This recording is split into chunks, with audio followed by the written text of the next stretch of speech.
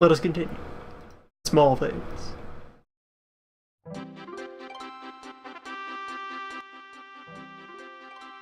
Recorded day after concluding this year's festivities.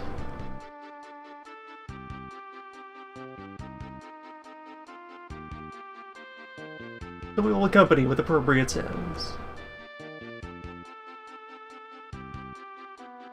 And get back to work on continuation of the two mini projects that were in progress. The initial Lee, our modified party wagon, midweight noise delivery system, wherein previously lights were installed. Still not sure where exactly I'm going to, or if I'm going to do anything in particular to make the power box here rest more comfortably, because this is the portion of it that has to stay attached. Unless I proceeded to do even more shenanigans of like cutting this wire and installing some sort of connector. Splicing within splicing and so forth. But yeah, like within the box itself here, like you could almost wrap around to fit onto the back. But then, so like that side of the box needs to remain open because that's where the actual cable mounts into it. But also if I tried to rest it on the back here, it starts to just barely isn't the right size to nestle comfortably among any of the tools sitting on the back of the tank. Those would need to be like shaved off or otherwise modified further. So for the most part, tentatively this just will have to rest on whatever shelf this is being stored on for display. The lights were installed and first pass was taken of trying to actually cement the hull together. So we can take off the tape and see how that worked out. I can tell you in advance from having moved this around a bit since then, as it's been sitting around for a while, that the connections at the back did not cement, or if they did, they were so thin that they snapped under very little stress. But potentially, if the front connection there under this plate is strong enough, then the rear connections might not be a problem at all, and instead wrap around to being a feature, because then the result of that is that you can kind of hinge the back of the tank upward and have almost a little bit of access to the internals. So let's see if I just give a little bit of tension, a bit of wiggle. Yeah, the front bit seems to be properly adhered on there. Has some grip, so I'll just need to go over and repaint that section to put it back in line. The hull, and like there's, you can see the goo that I put in there to seal a couple of gaps where light was bleeding through. Paint over that so that it properly blends in with the surrounding hull. And a couple other touch-ups, like, so you can see that white splotch there on the side of the 75mm barrel. That has been sitting there for a year taunting me. Just plainly visible. Just, yeah, fix that at some point. That shouldn't be there. Correct this dot. Get to that during a pass of painting.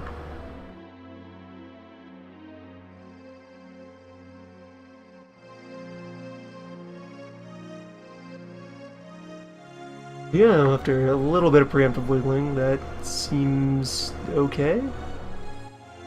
The level of flexibility that I would certainly consider willing to call feature, working as designed. Especially since now that this has had a chance to sit there, forced into place, like the wire has properly had a chance to bend and settle into a new shape. So it's not like springing up and putting pressure on the hull. This now rests comfortably downward. So, the body of the Lee is, at this point, just in need of those painting touch-ups, and then I'd be ready to call that complete. Just touch-ups for the body, and then the commander there needs to be decorated in the appropriate manner. That will take a bit of, preemptive work for actually blitzing up the tankman. That is something that will be for a further other day. I have not set myself up to paint at this time. Not that that takes too much wind up. But for the moment, what will instead be the focus is getting back to the Camel. To the battle-damaged Camel that is a work in progress of last session. In response to some parts of it went together a bit wrong, I decided to go more wrong and retroactively render them correct. And so we're going to take this Camel and modify it to have been shot the fuck up and barely limping home in shreds and pieces. Got, again, hard to see with the lighting, but I've got a series of gouges that I managed to wear in the sides of the main fuselage. And I did a bunch of scratching up of all of the general surfaces to give them a bit of texture to get started. And you can see that the tail plane has been snapped off entirely. That was because in the process of stressing those bits, they broke, but that's fine. I can reattach them later. And having them look like they're barely holding on is, in fact, the design. That's a feature. That is a goal. So that's all well and good. And now, furthermore, arriving at this next session,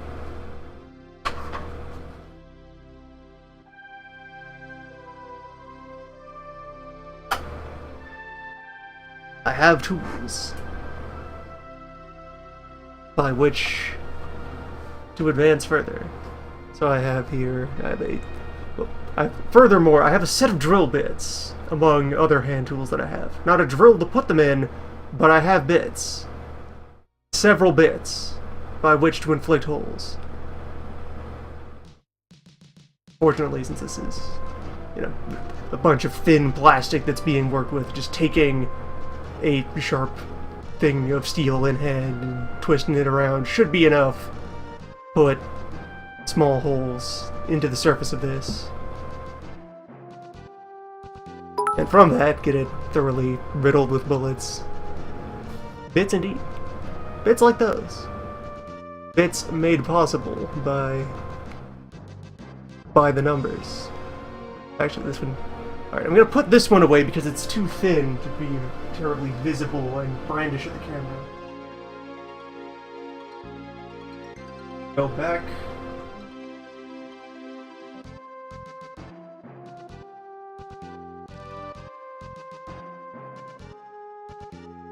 How's that one look on that? There we go. That's a bit better contrast. You can see me point at things with this one. Big numbers, and actually I had this set before starting any of this nonsense, so these in particular were not caused by any of those numbers, but future additional tools to enable more building, perhaps. Maybe give these a drill to live in. Or an appropriate, mounting fixture by which to attach them to, and tool, a chuck to adapt drill bits onto a screwdriver and what have you. There are many tools for many occasions, and this one will be for putting holes in this bird, where they have use both directly for bullet hole and also to serve as just pilot holes to make larger gaps in the structure anywhere else. It'll be much easier to create such holes if I have a little initial pilot piercing all the way through, and then I can take a knife and scrape away at the inside of that. A knife or a file.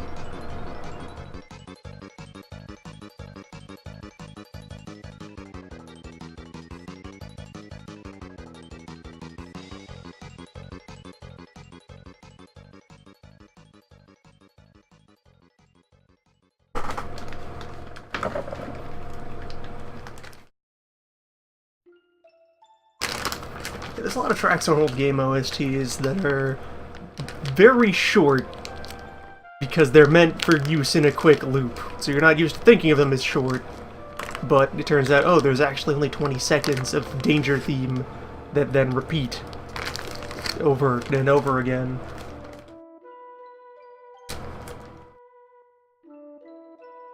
That's gonna take out our mound of clay there for bracing things. Then need to not use it immediately because I think I can work with the tail plane here just in hand. It's quite small, just that span, the gap between two fingers. See how quickly this will work. Applying pressure by hand, gently twisting the bit.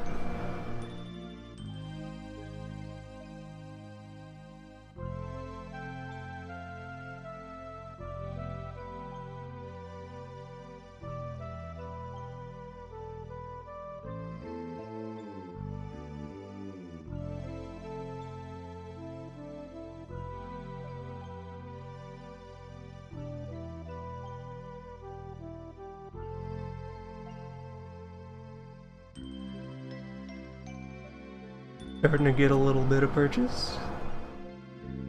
Seeing some material shave off. And of course, once it gets that initial bite into the material, it's guiding itself, so you can focus more on pressure than direction.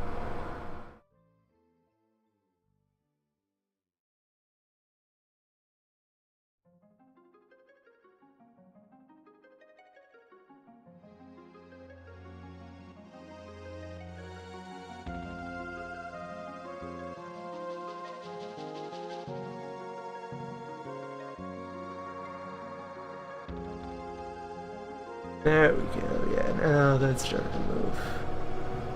Say as I consider that this I've chosen an angle to work at that gives you no image of what's going on there. Even distant, poorly focused ones.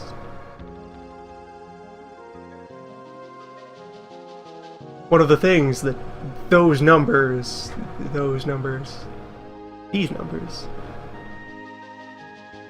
will help contribute to, especially, get a better camera and some kind of arm or mount or serpent to attach it to.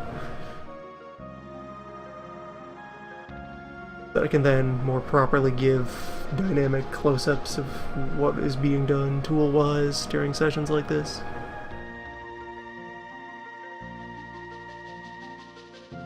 And just briefly bring that up close so you can see.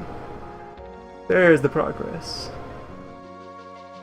There's that layer of powder being torn out of there. Gently shave away, like, yeah, there, just to briefly clear it out. Yeah. There's a nice healthy dent.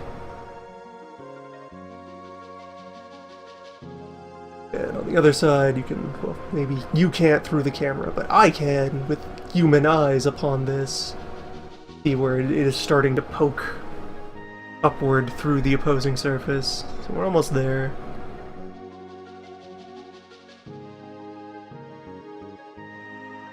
And this will be about the right size for a slightly exaggerated bullet hole.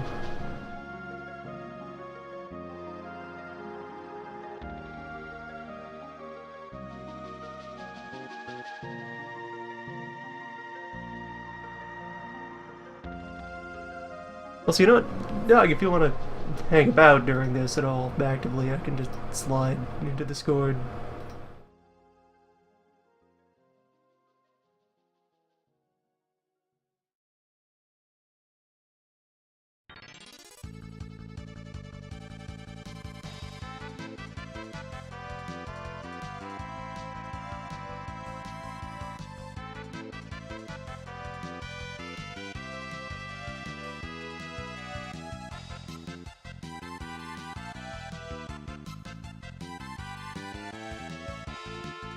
Alright, this is working out quite nicely, and sparing me the efforts of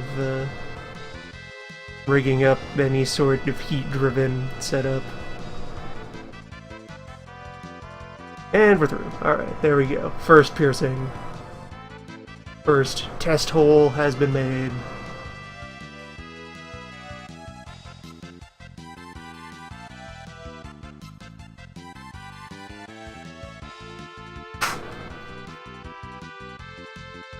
There we go.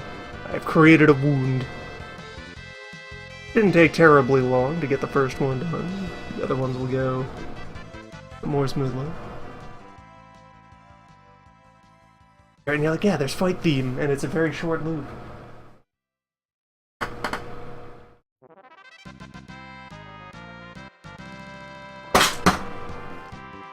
Bit of tool noise there, as just briefly to note on it. So, among other hand tools, I got a vice grip, so...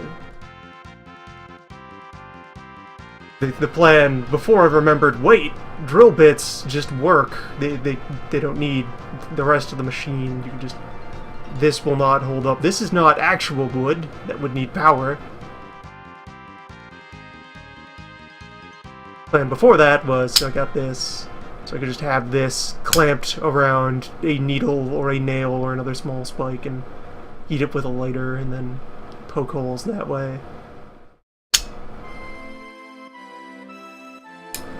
This should work much better.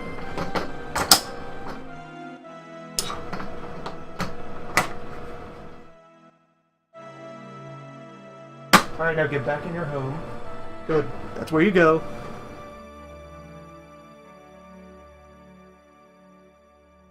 Alright, so that held up. Time to start doing more advanced perforations.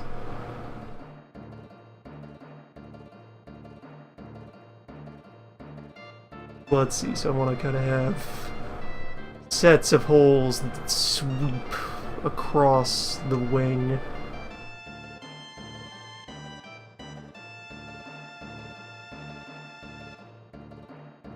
And ideally strive to have some degree of, like, consistency of matching sets in the upper and lower wing from having been shot through from below or from above, passing from one to the other.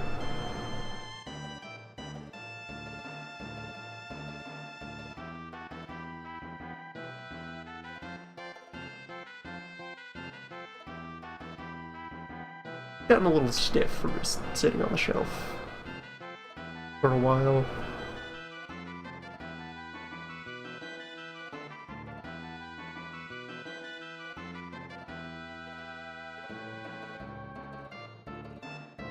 Warm up, warp it around.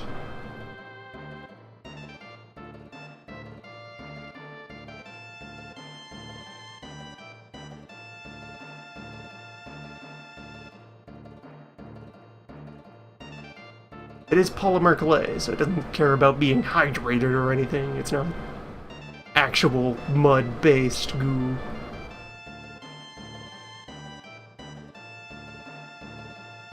Synthetic goo.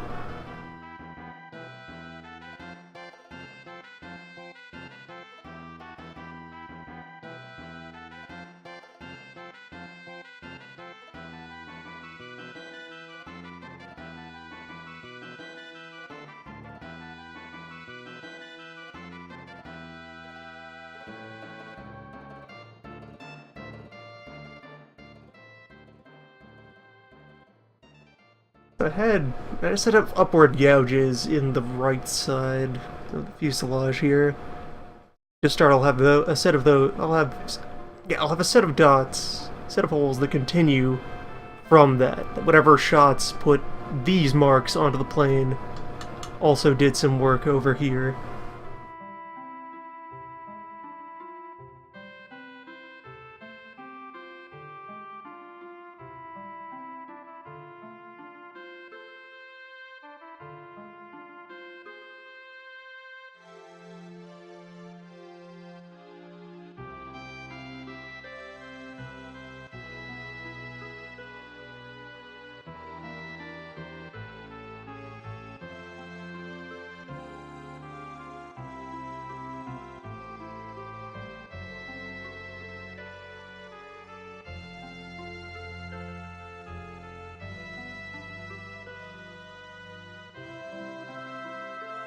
First part's always getting started. Making that initial indent in a raw surface.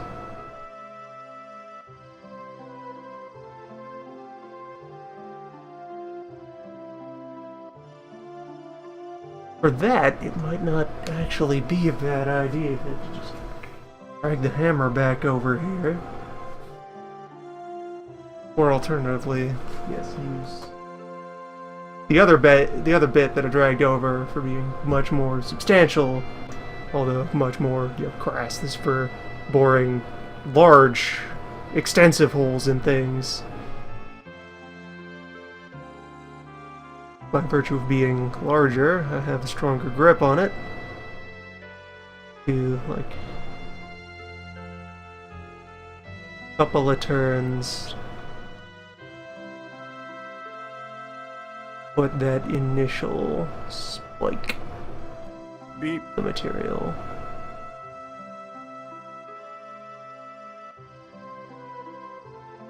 Little divot that I can work with.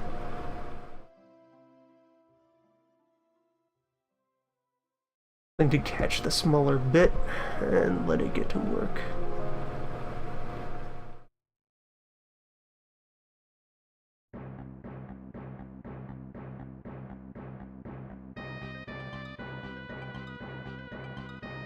Unfortunately, every time one of these skips off of the surface and wanders, it's just adding more scratches. That's value. Bonus substance.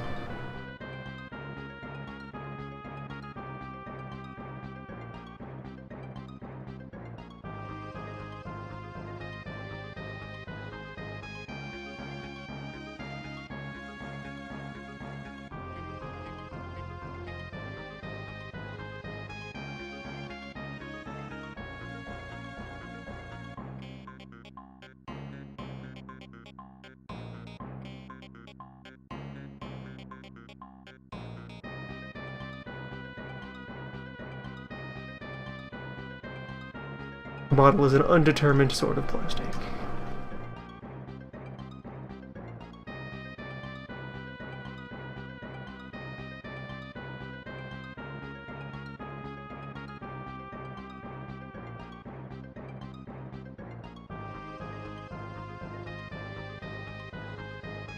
I was having trouble getting in there. Maybe instead, let me approach this from the other direction so that I can brace the wing with my other hand more strongly.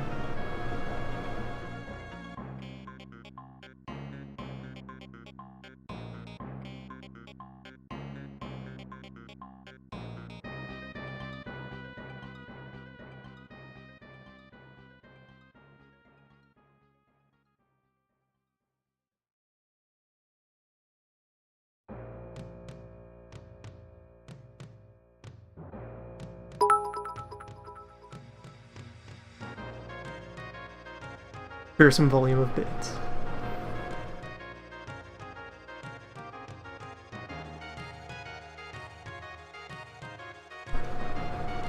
Fine bombardment.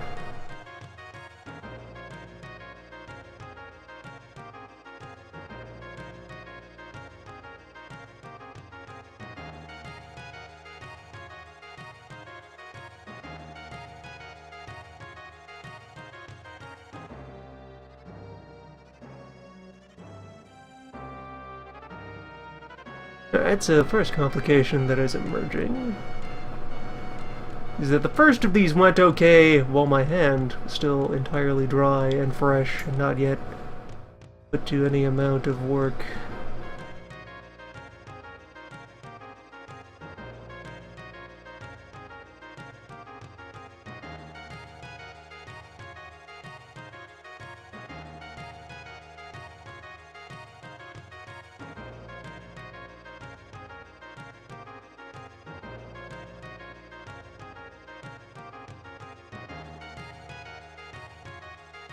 The metal gets warm.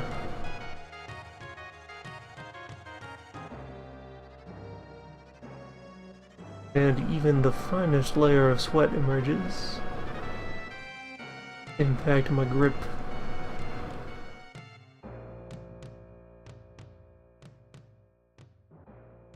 So this hole has managed to get started.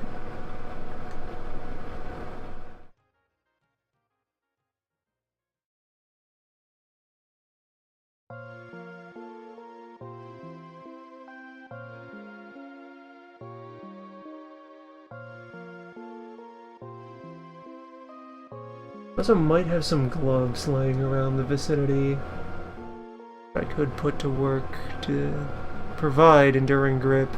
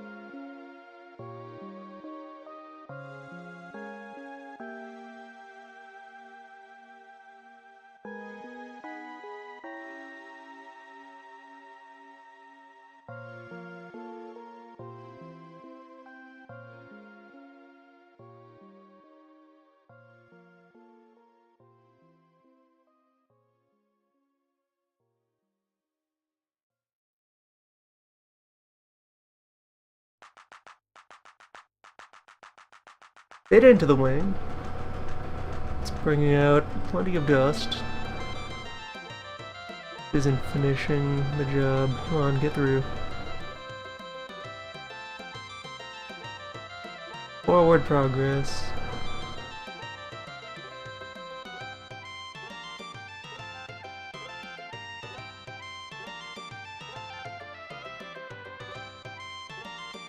Maybe? Almost?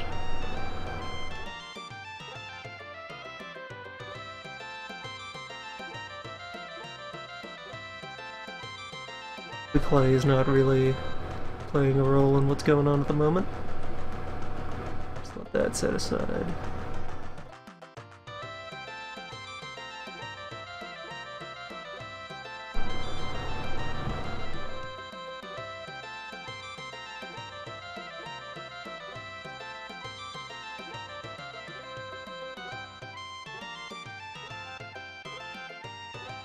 Making our way through. Almost got this.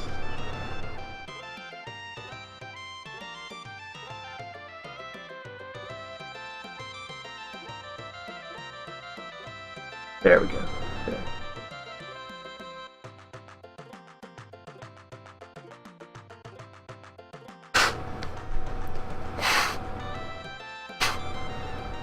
There we go. A triumphant first hole in plane. Well, yeah. First hole in plane proper. Not plane additional, not plane extended bonus features.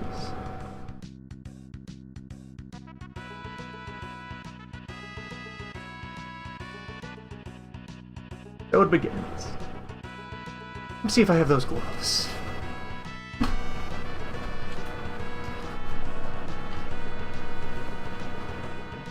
Found, so we're not probably far away.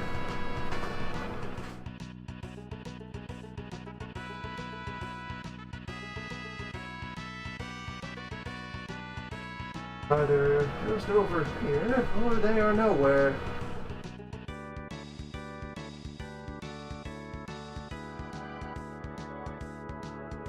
And looking like the latter.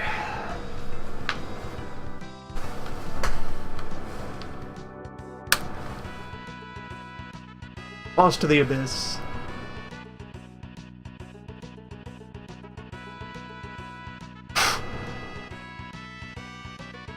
And just to see it from the other side there. Friendly hole.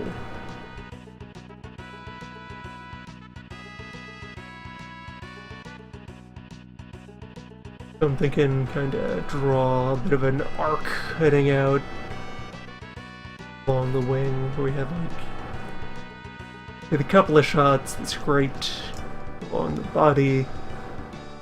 They kind of make their way out here. Maybe it attempted to turn to a van or what have you. Not going to get too terribly in-depth of trying to sort out the geometry here. We don't need to get into the Zapruder film. There was a second gunner.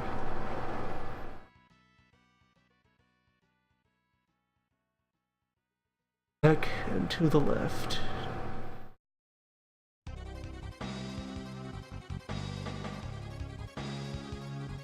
But won't get too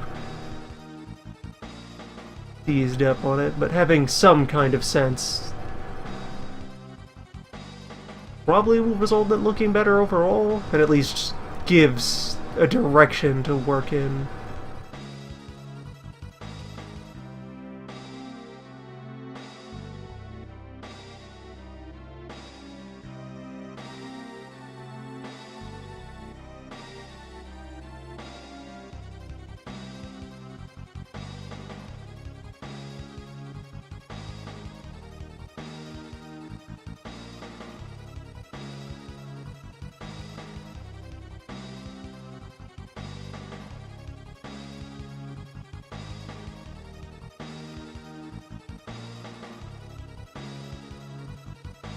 Yeah, if I want to get really intensely in detail about feasibility and realism, accuracy, I'd want to consider things like rate of fire of the weapons that would be getting thrown at this versus speed of the bird.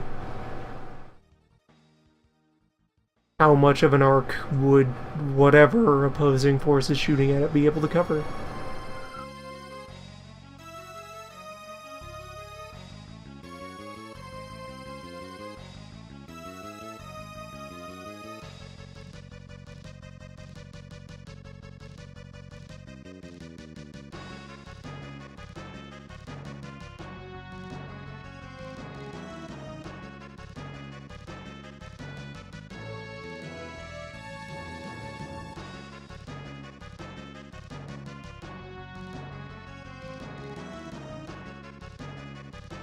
But this one got off to a faster start than the others.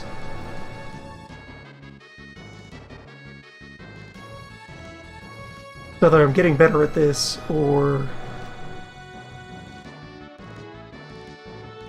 maybe make sure to clean out the tip between each individual hole, just to...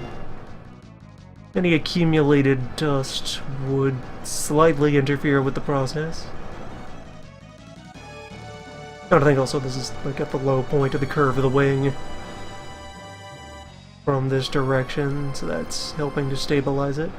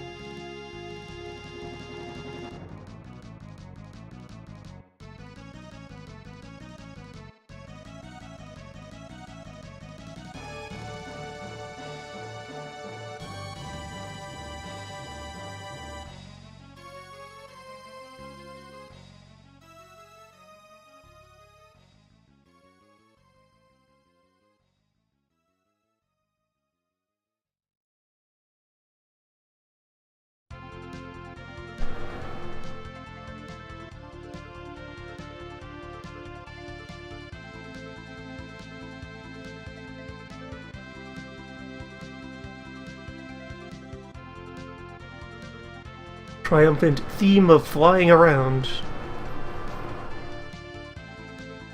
plays as I put more wounds into this horrible battered flying machine.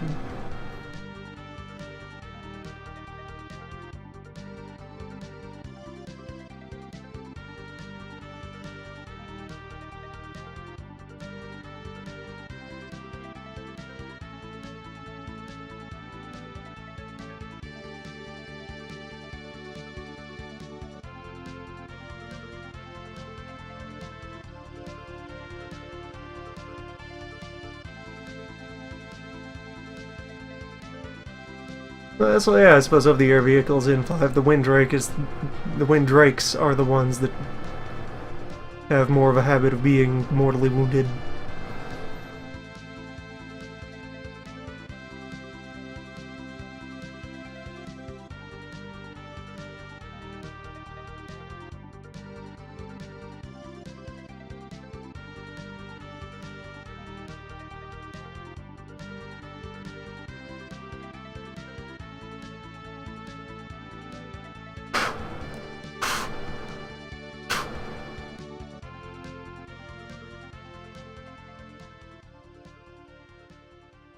is nearly through.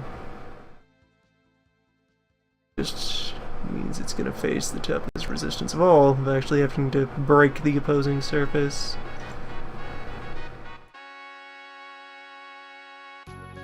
Backwards. Come on. Come on.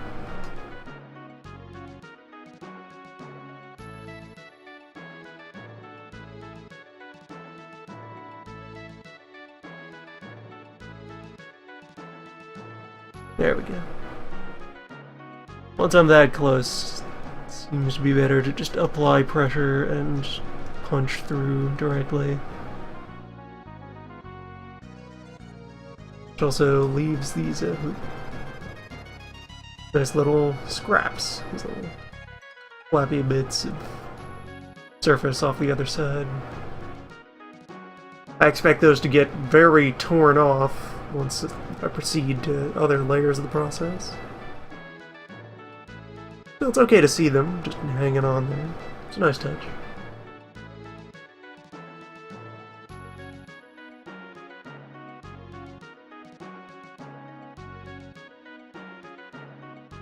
And a moment, most of an hour into the process, to recognize that I didn't announce that this had started.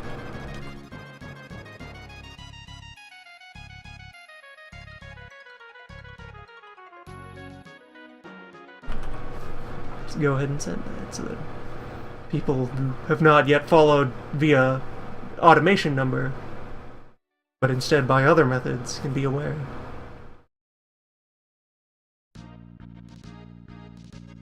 Bird noises.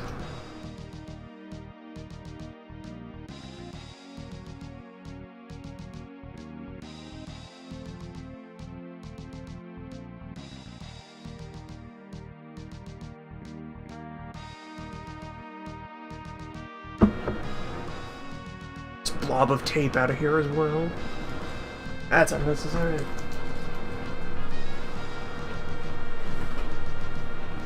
That served its purpose.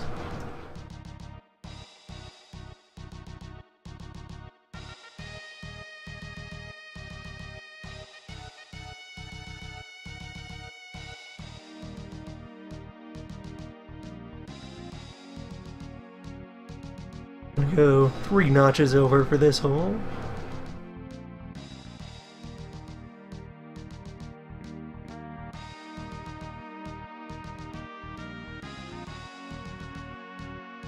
Have the travel of the individual holes here kind of accelerate across the edge of the bird.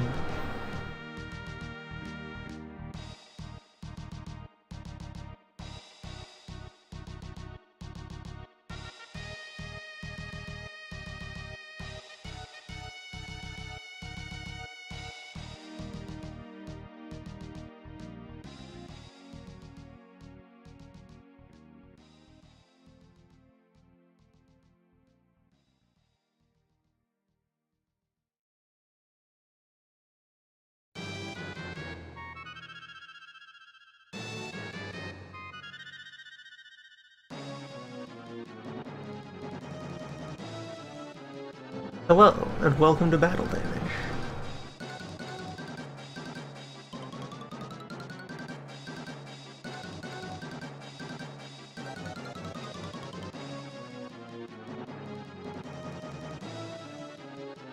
Camel definitely gets more of the focus this time.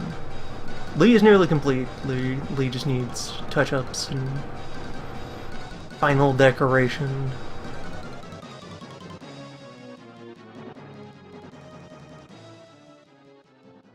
Camel is in need of progress.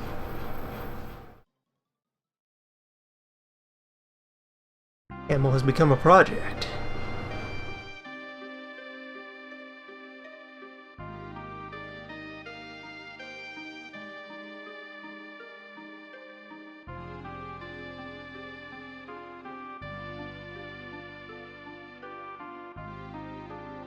This is definitely the next thing to wander off to a hardware store and fix in the intervening week. Get a chuck. I can mount these to a hand tool and suddenly do anything like this in the future 100 times faster. Imagine this, but with real torque, real pressure. Take off the limiter and use all of my arm.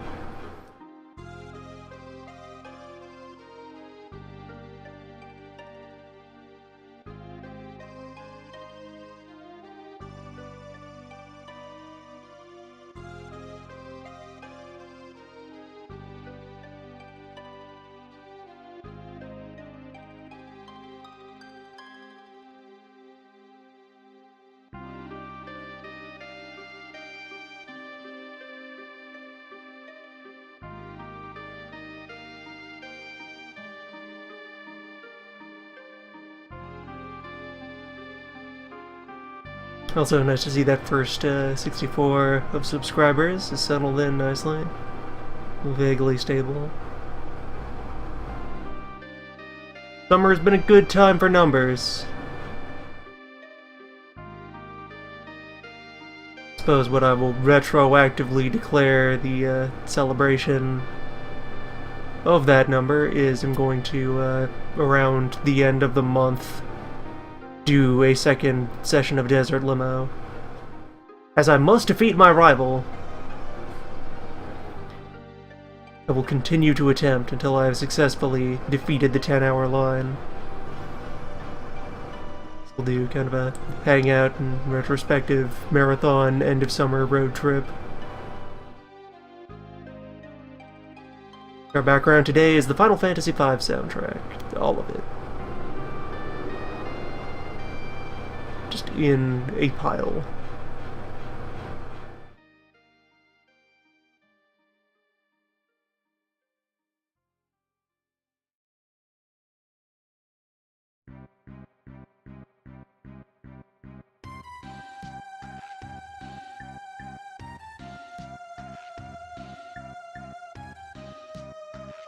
Second road trip, I should have better logistical preparations going into it.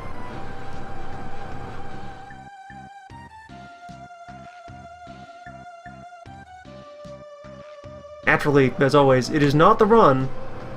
Nothing is the run. The run does not exist. The run is dead.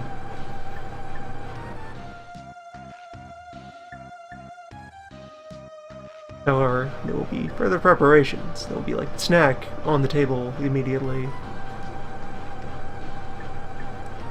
And other such means.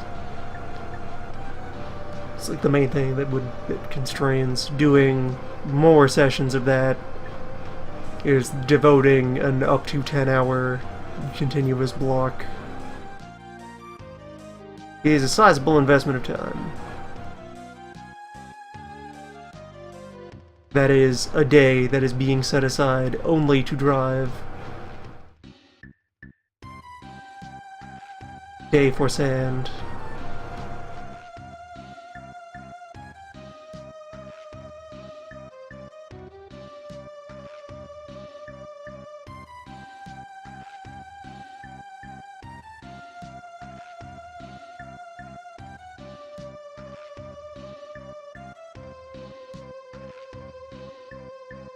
One can note that most of the other stuff that I do that extends into marathon hours out of sheer, interest and fixation will reach 8, 9 or so. That's usually where eventually I'm half dead and out of things to do. Or the sun is rising.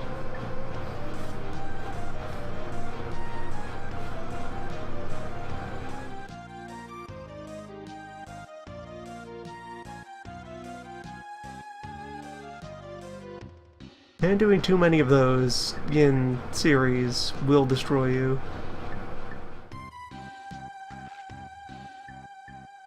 Such things must be very carefully paced.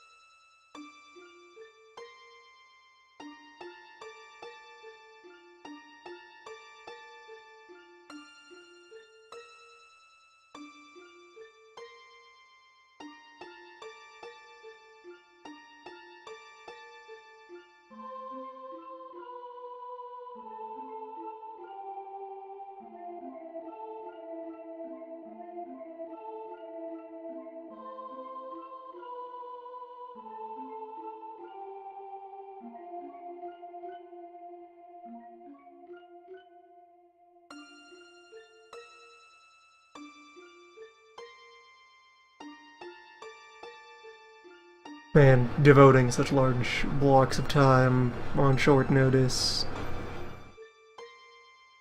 gets less convenient outside of the summer months.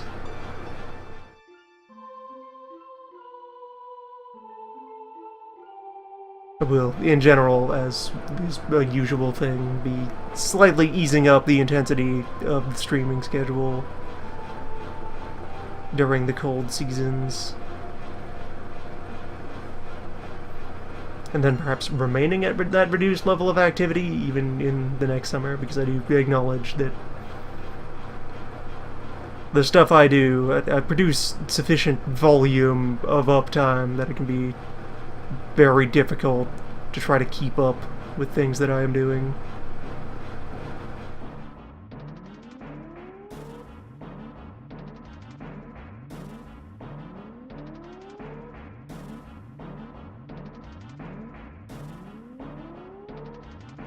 Somewhat excessive volume of content.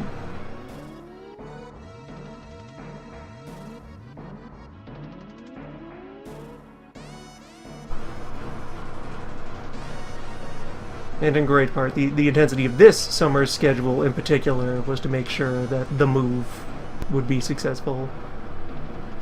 To get a good volume of activity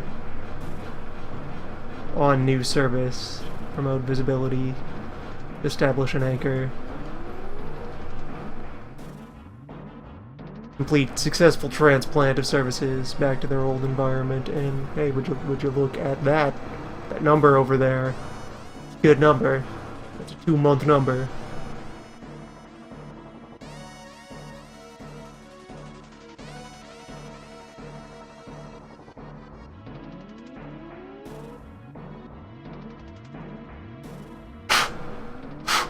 And there is third hole in wing.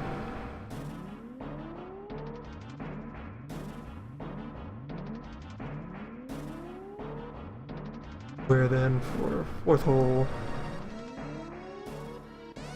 Take that a ways further down and kind of slow down. You can sort of vaguely see him already tracing a bit of an arc across the wing, so I'll have it like kind of peak there, and then there's not enough wing left for where I would put a fifth hole in this pattern, so fourth will be the last of that burst on this wing.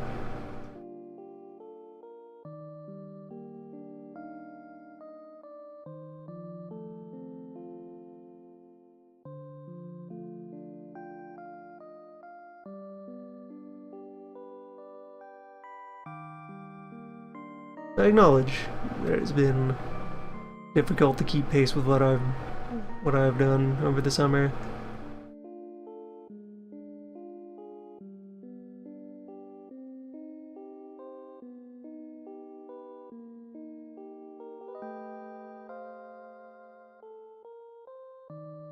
I'm the one who's been... I'm the one who did it. I've experienced the pace of that much uptime. It's a thing.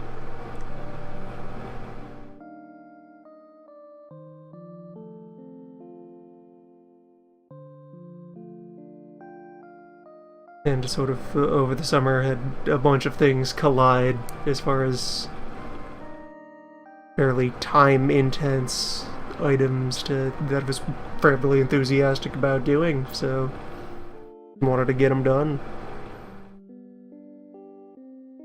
I got the travel machine and regained access to Hearts of Iron, so I had to binge on that, get that out of my system.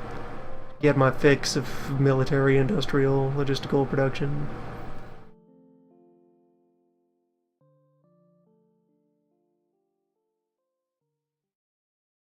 Xenogears occurred, Double Fiesta occurred.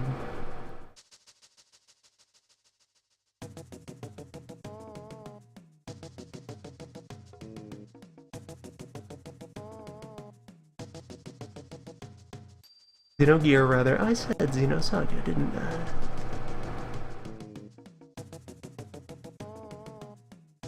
It's a better title than Xenogears. Put that forward. It flows nicer. And you know, the title of our adventure is story, outer story, forward story, space story. Yeah, there you go.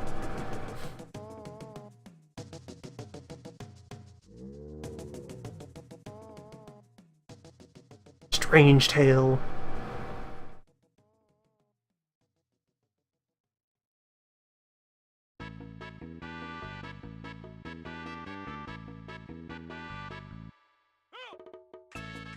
Speaking of chocobo themes, there it is.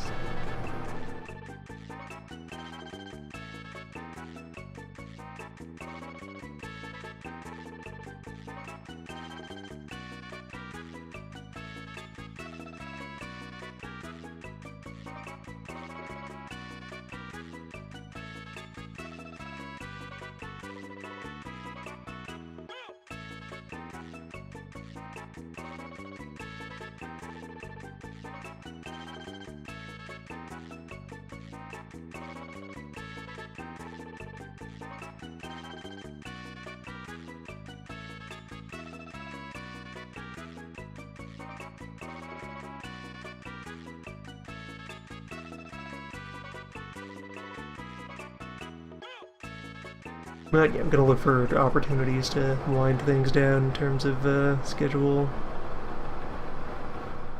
load, retire or reduce some time slots.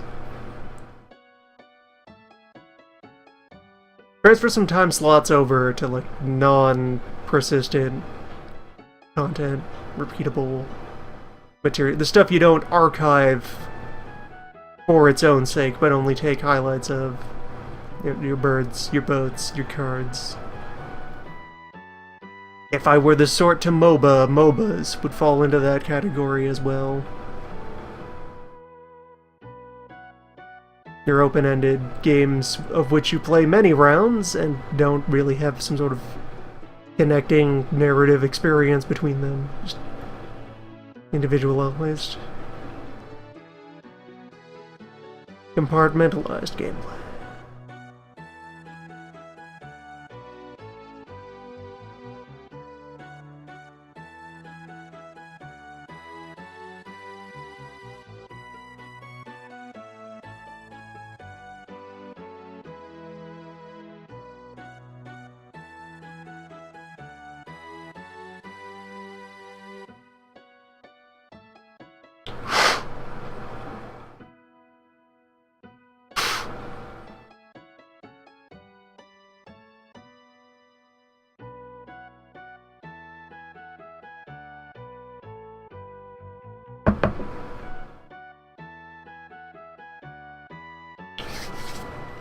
And this is definitely not something to keep up for too terribly long.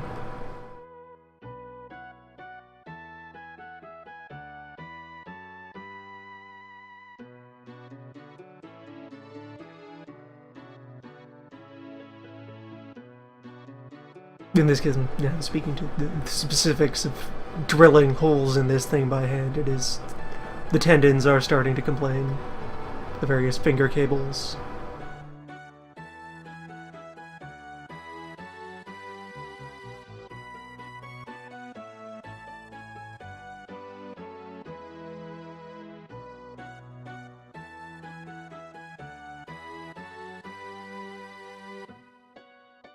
Yeah, frankly, when you take the term as the words the acronym is made of, MOBA describes a lot of things.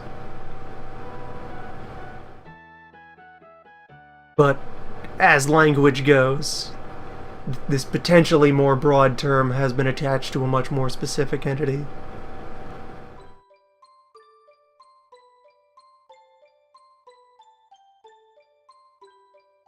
It is, in practice, just the one of those things that you would refer to by this name.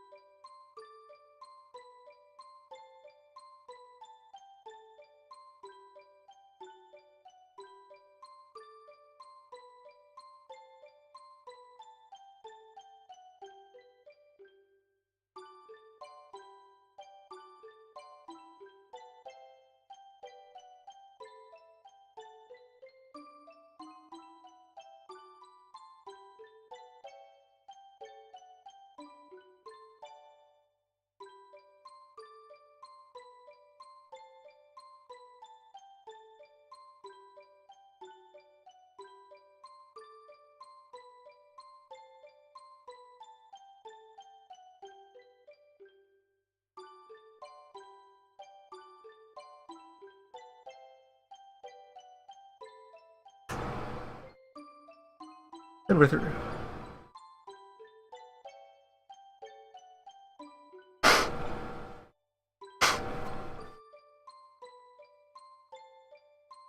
Fourth hole, from which an arc of fire is formed. Starting back hereabouts and swooping out over the wing.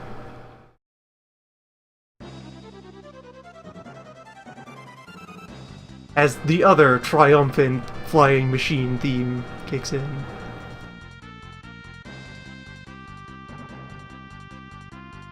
Oh no, it'd just be a matter of putting in a matching arc in the upper wing. Similar, but slightly different.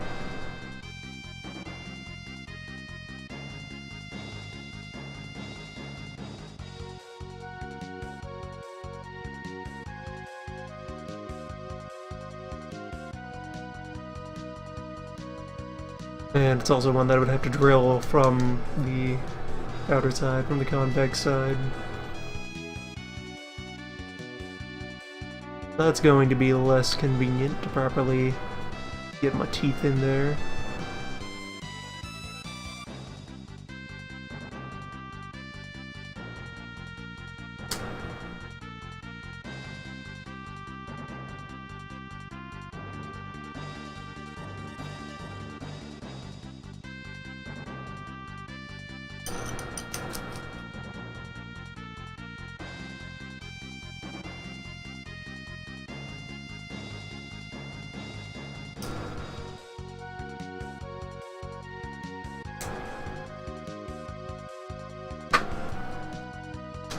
For which I must escalate, I suppose, maybe, to this is not at all the intended use of these parts, but drastic times. Behold.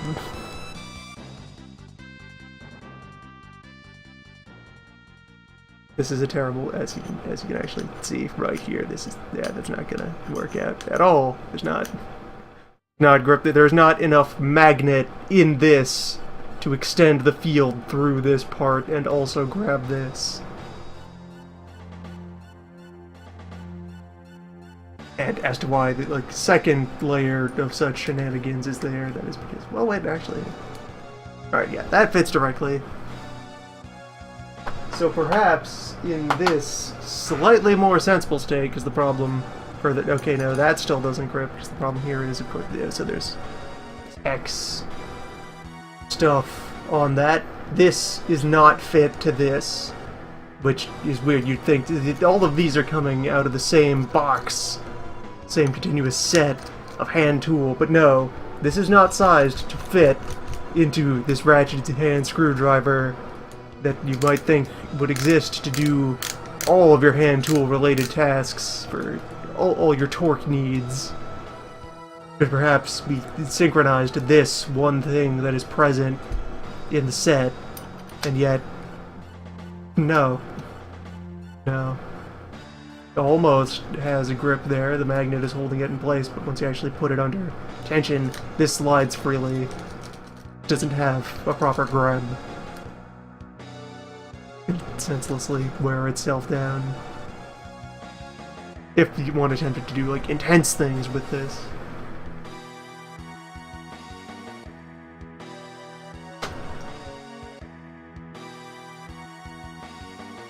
Which this itself might not even, yeah, that's not terrible, that makes the whole thing far too lengthy and wobbly for the delicate leverage that is needed.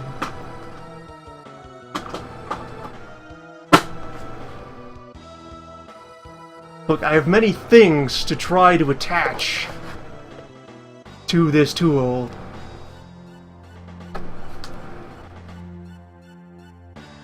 But somehow, none of them serve the purpose.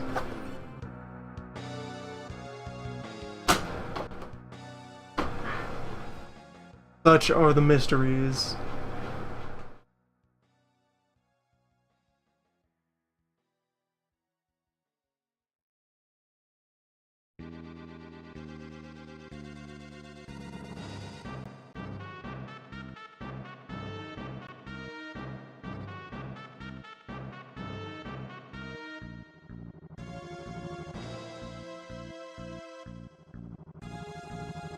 It also remains possible that any one of those is the thing I should be using, but I'm not recognizing what it is.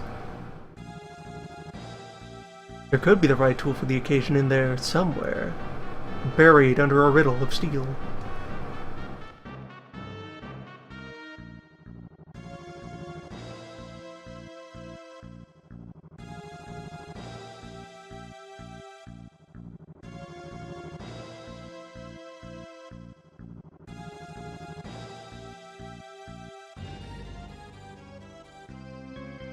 The interest in Gundam models would be not the snap-together ones for casuals, but to do real assembling, frail bits. What's the point of a mini if it doesn't involve a lot of toxic fumes and mysterious pastes?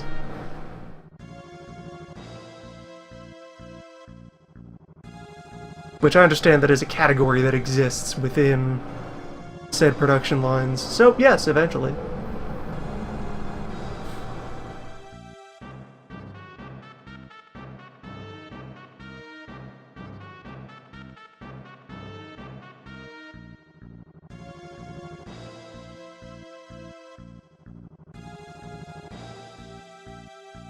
Looking like, in practice, this is not getting much of a job done. Like, I was able to spin that a couple of times on the wing, and can you see where the dent was made? Look closely.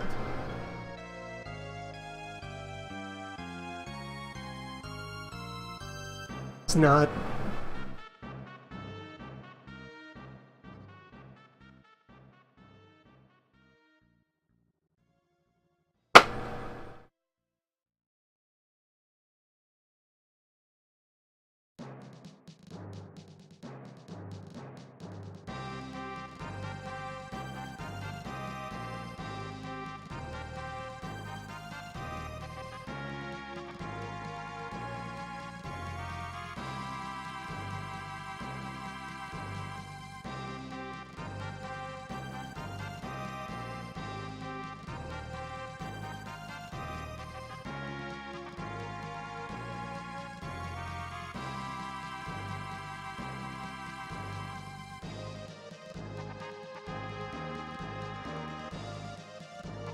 Like, yeah, the thought of a model kit that is, okay, snap together all of these pre-shaped and pre-colored bits into their elaborate assemblage.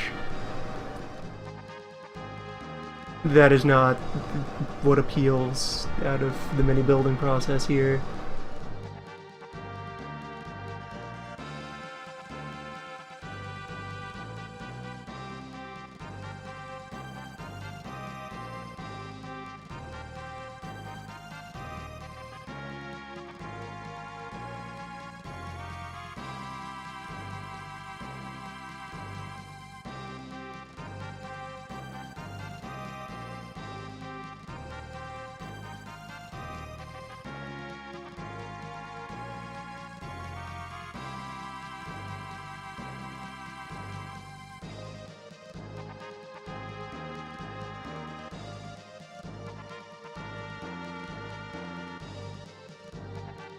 I want all the complications that emerge from having to get more in depth, and the solutions that you must develop in turn.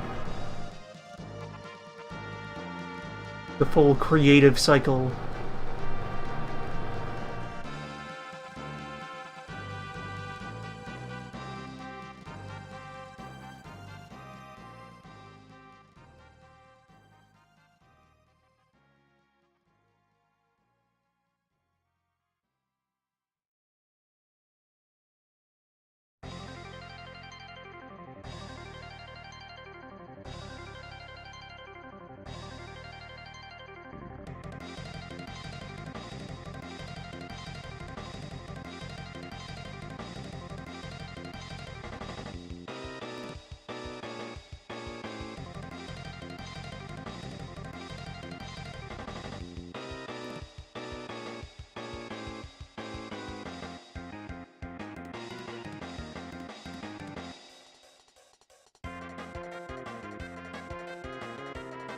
This might work?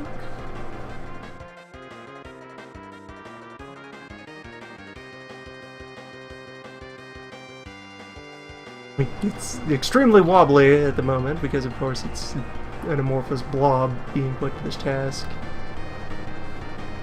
But it is gripping the bit well enough to keep turning. Hmm.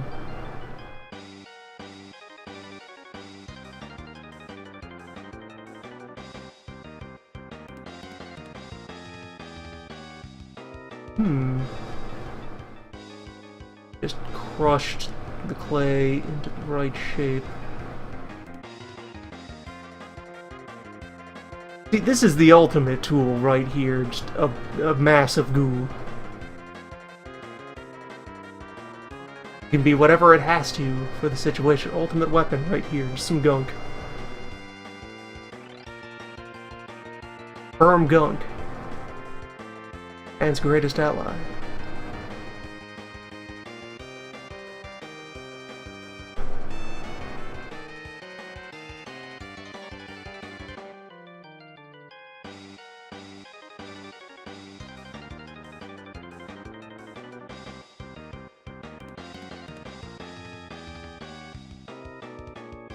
Ah, very nice.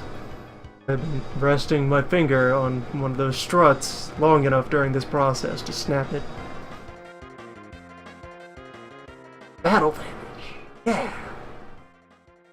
Let's see what can be made of that one. That is, I mean, it's a clean break right there. That's one that might just be glued back into place. Time is right. So for now, we'll just extract that. Or maybe just leave it out entirely. Just one is missing. That one broke. Turns out you only need 3. That's close enough.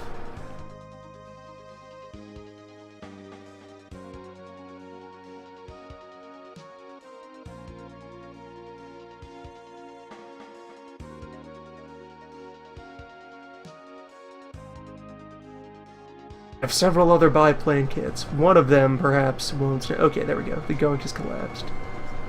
It has successfully worn its way through the gunk.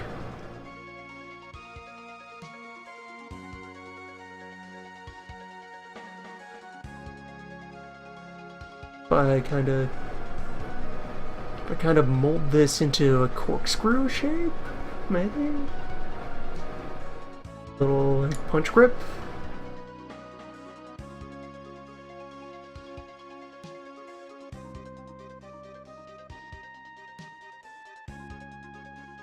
And hold the bit still and rotate the rest of the plane, because that's going to prove easier for...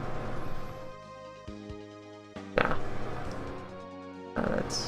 That's a bit much.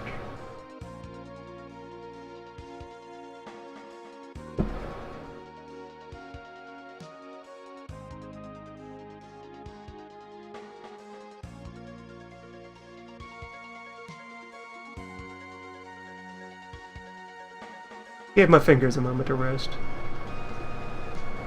That'll do.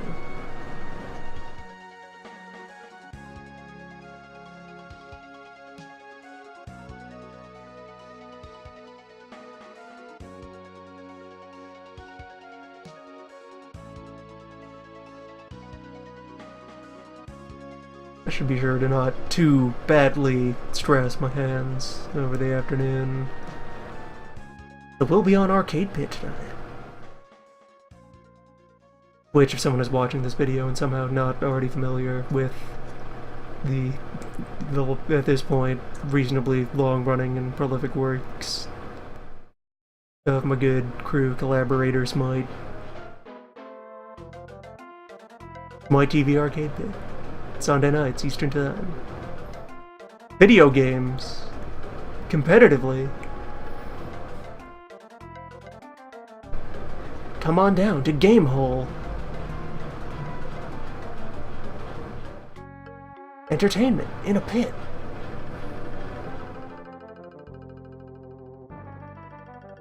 This actually, this hole is going to break through very close to that other strut.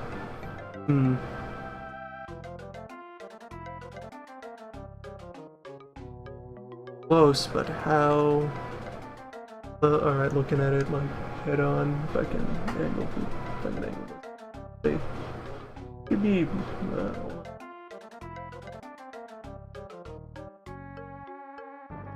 Yeah, there should be a bit of space to work with, you can see there.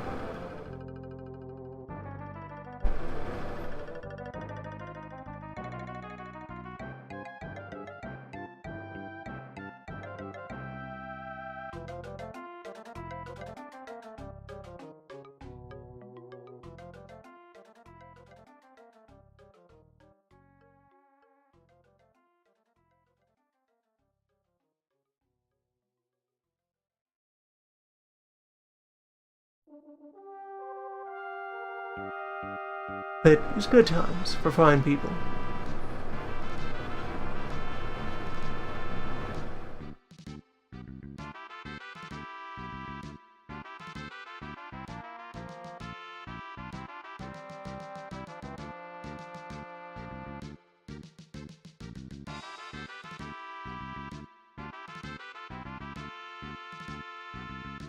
Driven in part by viewers.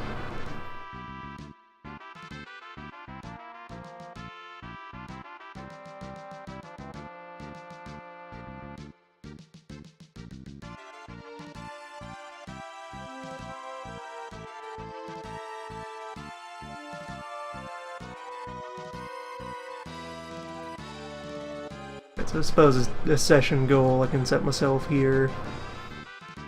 Hopefully strike a balance between making sure to get things progressed and preserving some dexterity of the fingers. I'll try to finish the right wing. Right wings, plural, if I can get all of those holes in and appropriately distributed, cleaned up a bit. That'll be a fine start to the damage.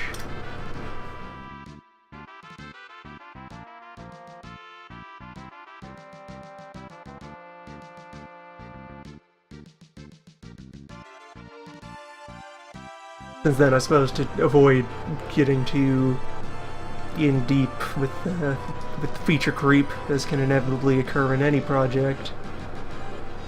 Yeah, these two arcs of holes will be the extent of how I damage the right wing, then do something else to the left wing, and then probably decide on... Actually, I think I'd avoid damaging the engine itself and all the stuff immediately around the pilot and the gun, since that's the bits that are most vital and are probably mostly intact if the plane is getting home at all. Just have this little island of stability in the center. Just, no, it's fine. I meant to do that.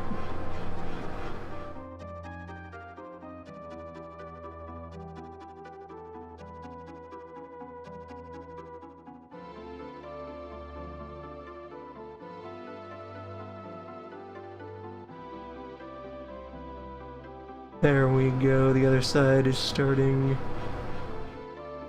breakthrough on this one, and it is, if I'm not careful, I will stab into the strut. The hole itself is not going to interfere. Fine plane bits. Which, yeah, the bit layer is very well camouflaged against black and white photos. Indistinguishable from the Lee behind it.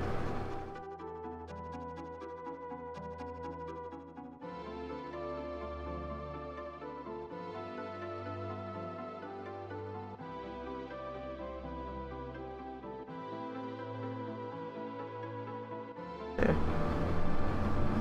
Where's our breakthrough for the first upper hole? And let's try to get a look at how close that got to... But there. Very close call. What a lucky hit.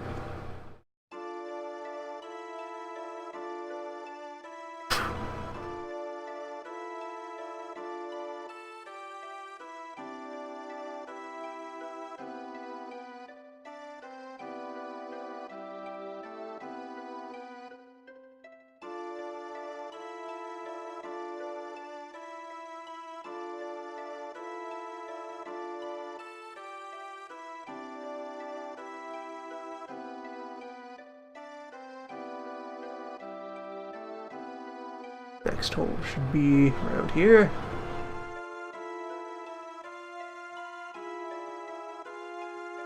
If we can get it started.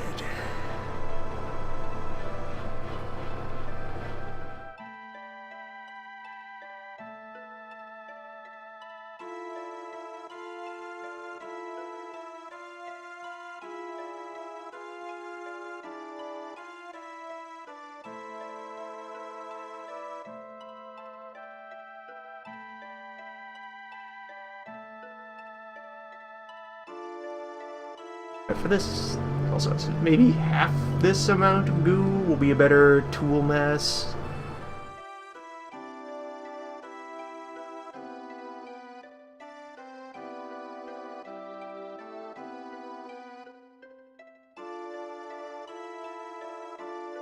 Getting things started here, since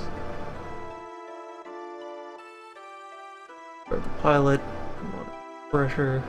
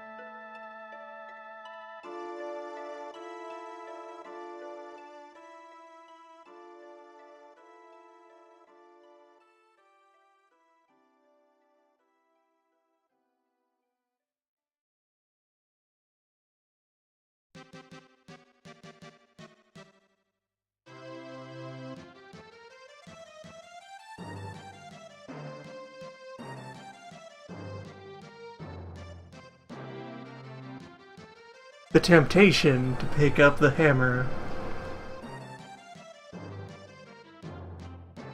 Let's give this thing a second shot. It may have helped. There was some barely perceptible dent that it put into there. And if nothing else, the fact that it's a much weightier piece of metal gives me a more comfortable grip.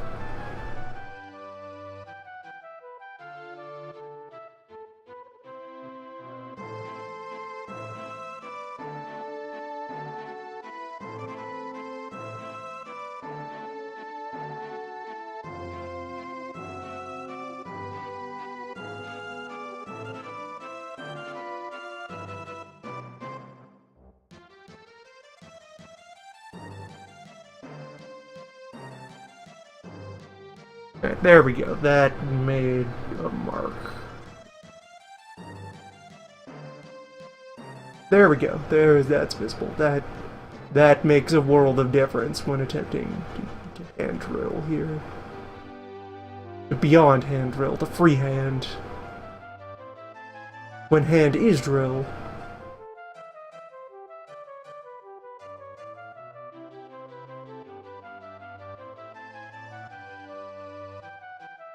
We'll just go ahead and put a little pilot dent for the other two as well.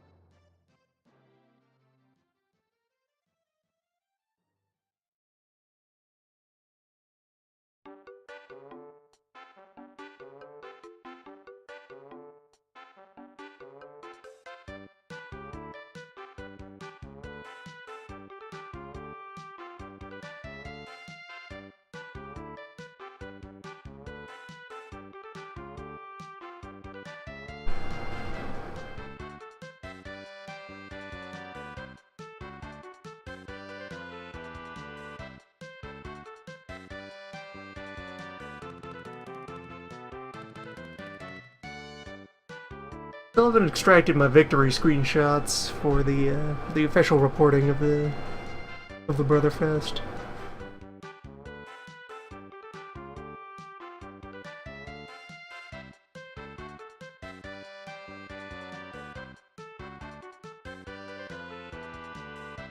We'll have to get around to that at some point.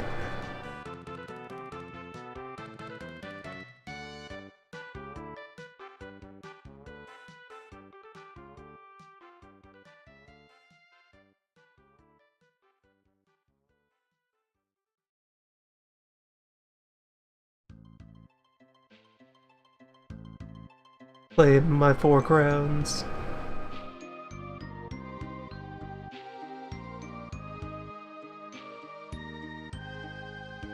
Which mostly that's for the stat tracking. I'd like to provide proper data for the infographic. It's assembled.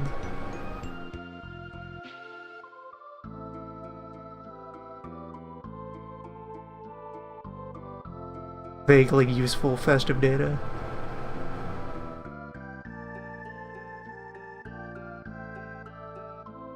Which teams and classes are popular, which combinations of things are able to defeat bonus bosses.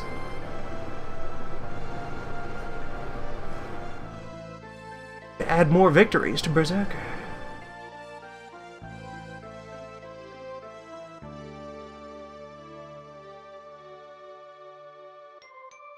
The hero we all deserve.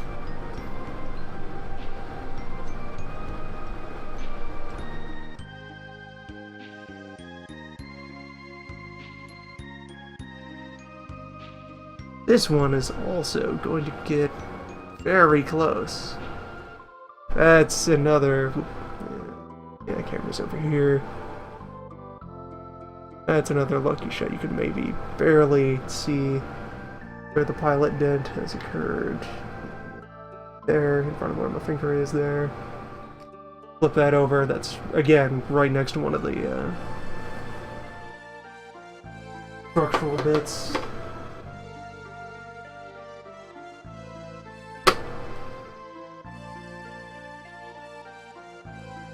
Right on target for this thing is barely alive.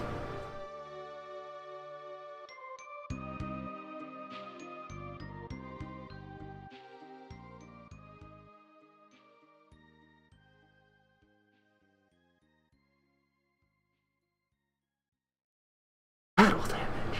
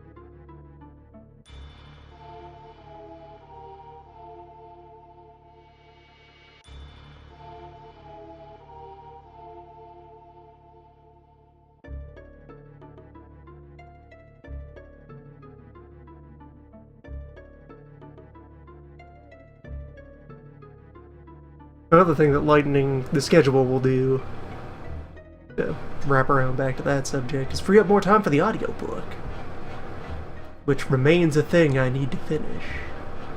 The reading of the rules of the campaign.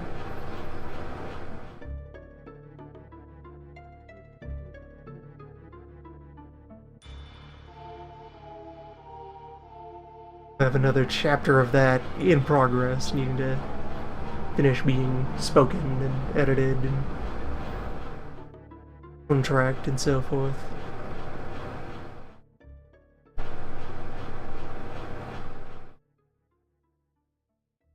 Portions of that which exist and been released as they occur to folks behind the old paywall, and they will eventually, once I have all of it built, I'm gonna like assemble a video form thereof with like a, you know, a slideshow, cartoony visual representation of what being talked about. so that you too can campaign for the north of the Africa. The camera is very nicely capturing just by the coloration here. That about visually represents the sensation that's going on in my hand right now. It's hand mysteries. Incident site.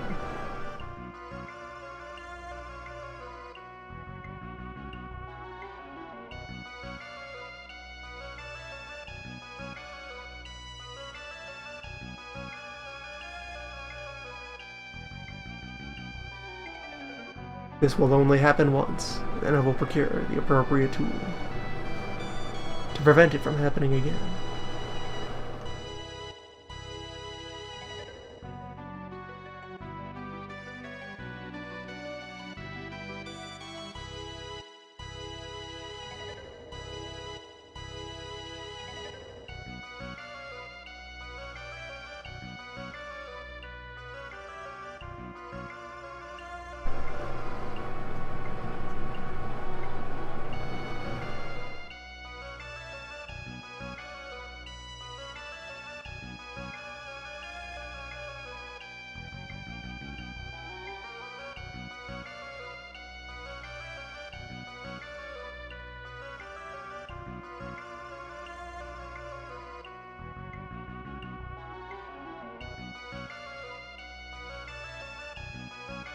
I think this hole has hit the point where I need to give it a bit of a dusting. Out all the particulate.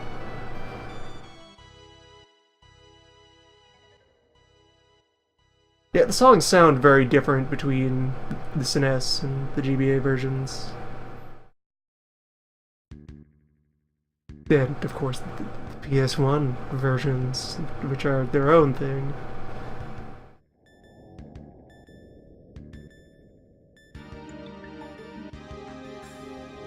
That sound font.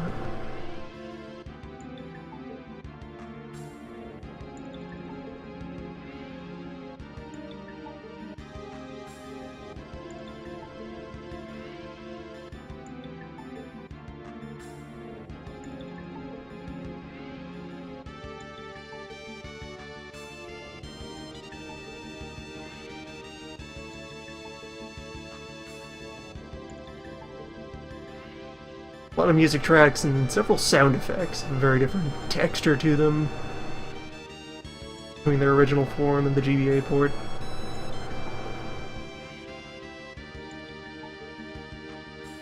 And even within a run of the GBA version of the game, just like internally, the Game Boy Advance did not have dedicated sound hardware. It used the main processor for sound.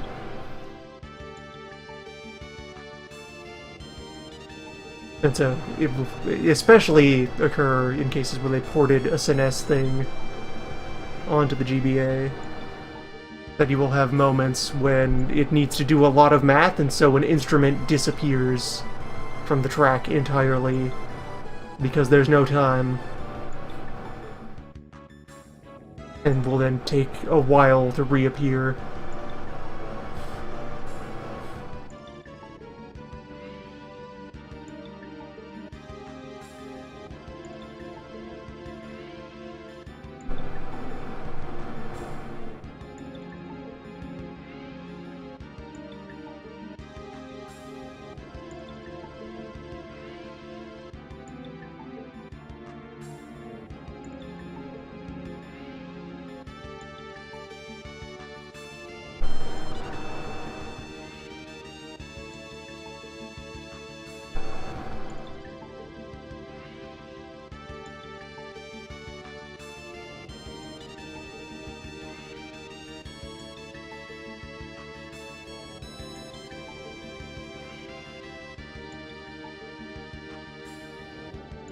Nearly through on this one.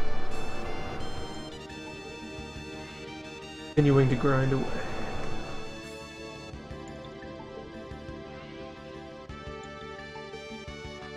Or you might say, oh, you're spinning it backwards. Well, yes. because when I'm this far along in the process, let me see the dent there that is forming.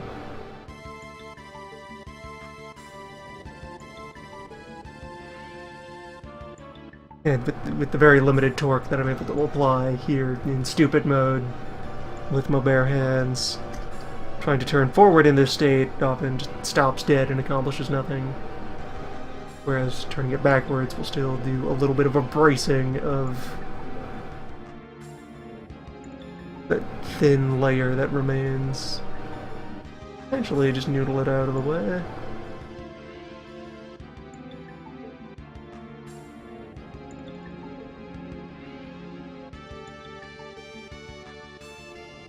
Alright, there we go.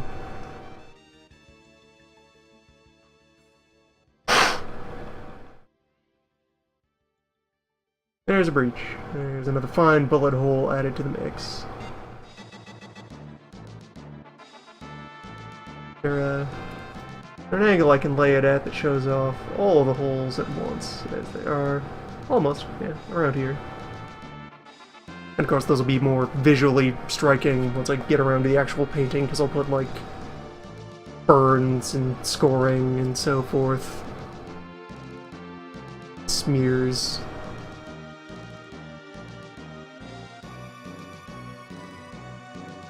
Visual indicators to draw the eye around them.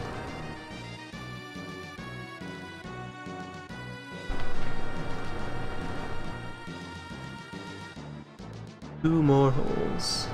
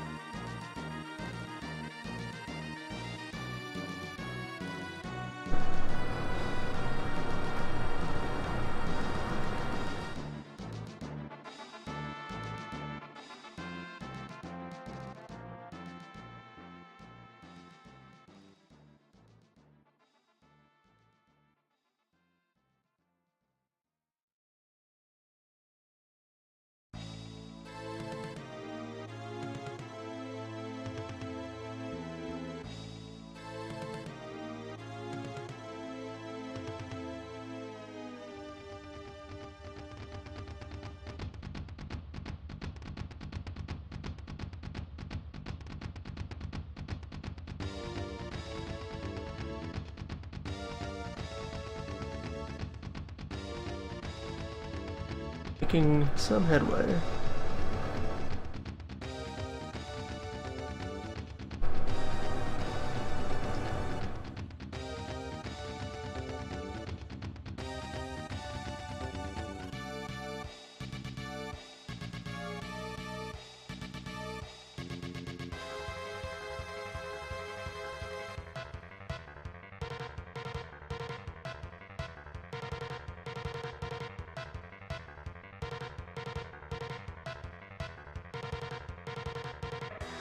Yes, at this time, that sub number will be credited with a thing I was going to do anyway, but we're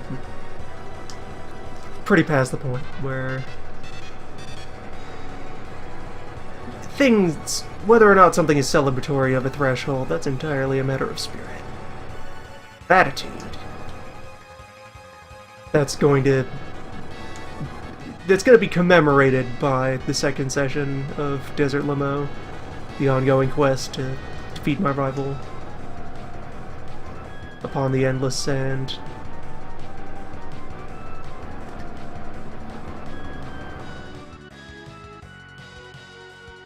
That number gets a road trip.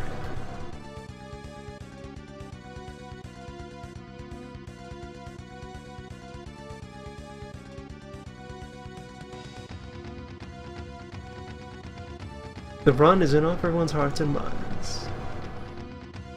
The run cannot be found on the road.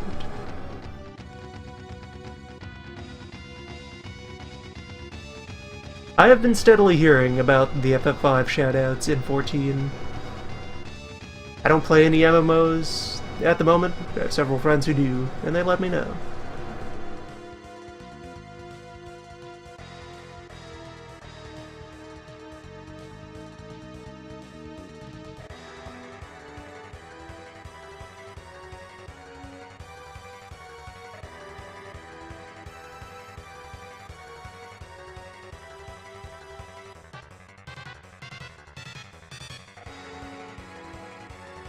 It is good to see FF5 receive extensive recognition for its status as the good one.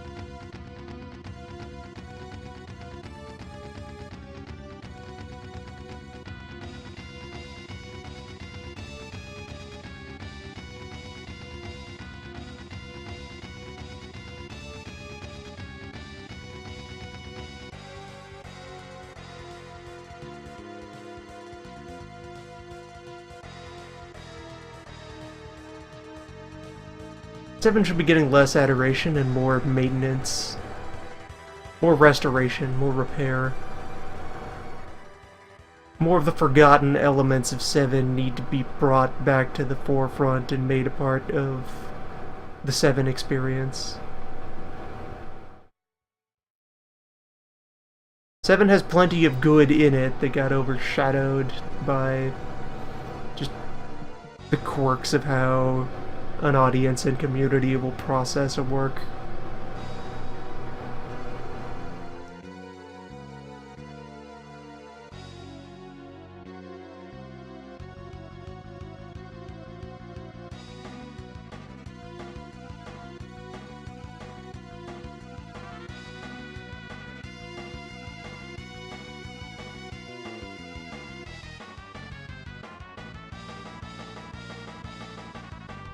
I do not expect that the 7 remake will do any of said needed maintenance.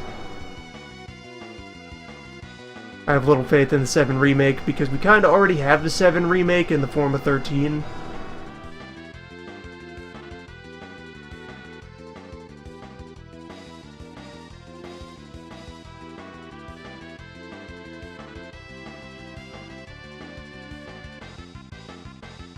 We know what the current management would do with a second attempt at Cleed, and her name is Lightning.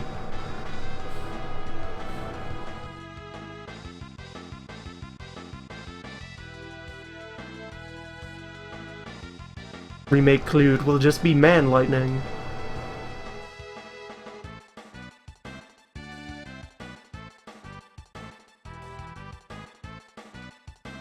This is a continuation of the same plan, yes. Good battle damage takes time.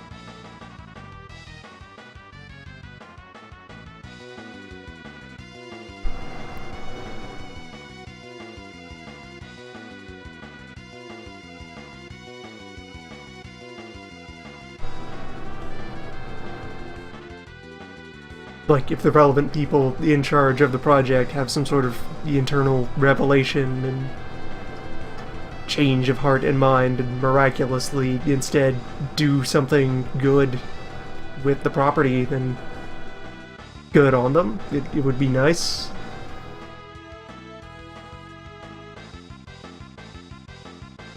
But I expect little. My expectation is entirely that we will get mopey, stoic Clued, and that will overtake and overwrite and delete all previously existing elements of goofy farm boy Clued and tries too hard to be an action hero Clued.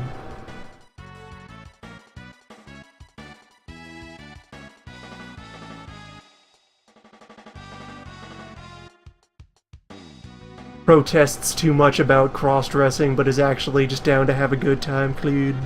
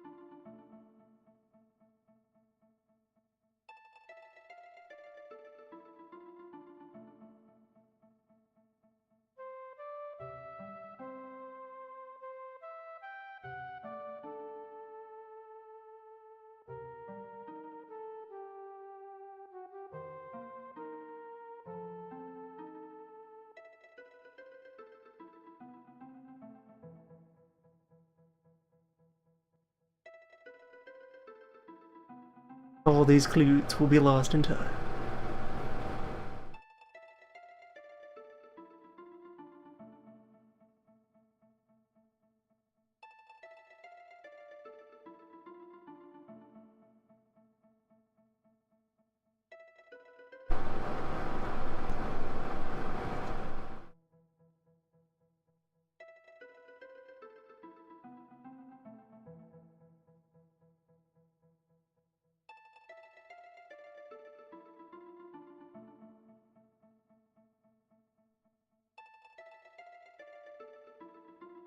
Sword of Mana is not a remake of Mystic Quest, it is a remake of Final Fantasy Adventure.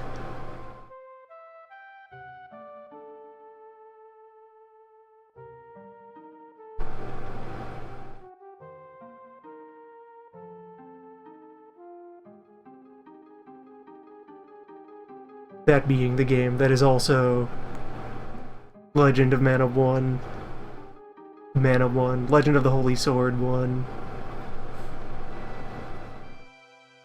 of which Secret of Mana is the sequel, which received acknowledgement of its own, etc.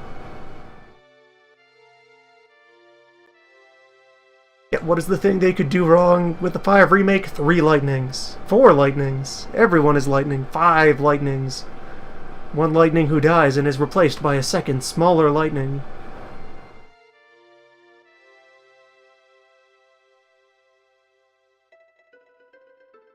Old man lightning and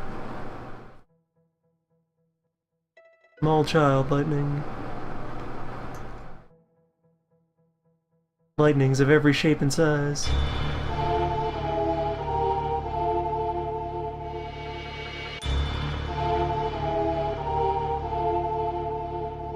And another hopeful light joins the number. Welcome. Take up your orb.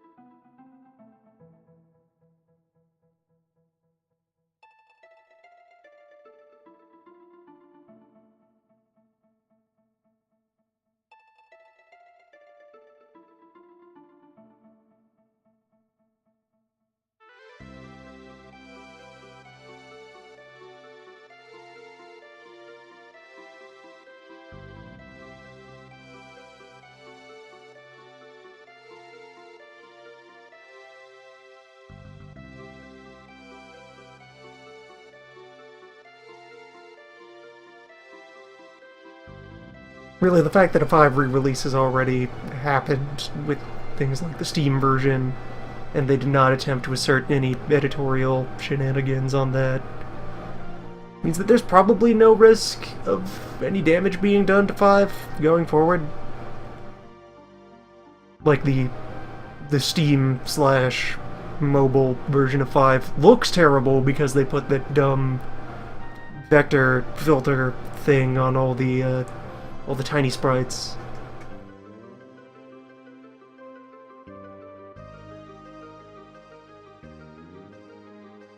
And proceeded to fix some bugs that were not bugs.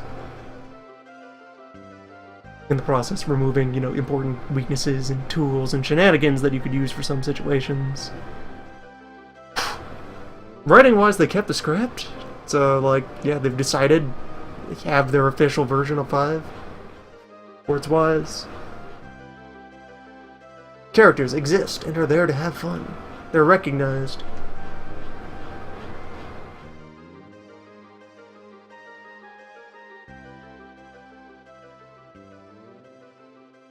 If we can get one more hole in.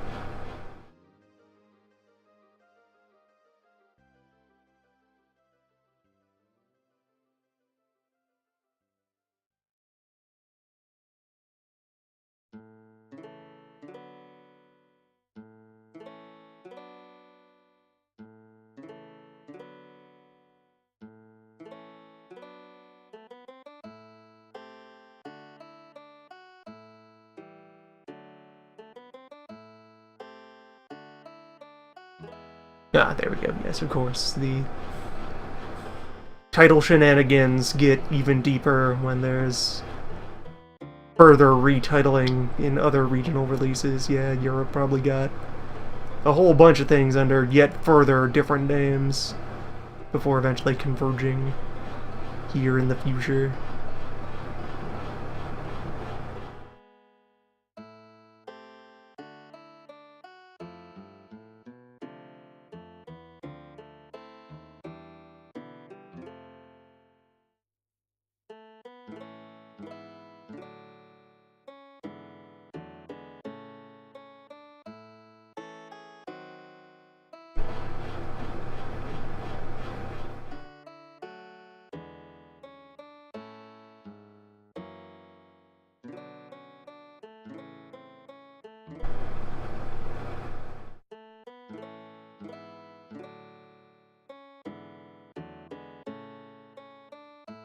Beep.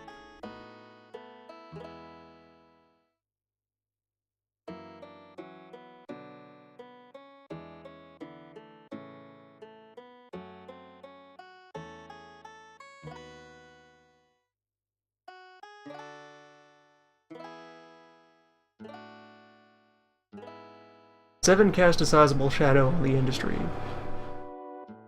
because it also served as another iteration of a phenomena that occurs in. We do indeed live in an age of industrialized media production, where it is the well-observed pattern that if a thing occurs that tries something and sees great success, other works assimilate aspects of it and reproduce them and multiply them outward in order to try and tap into and capitalize on the success of that product.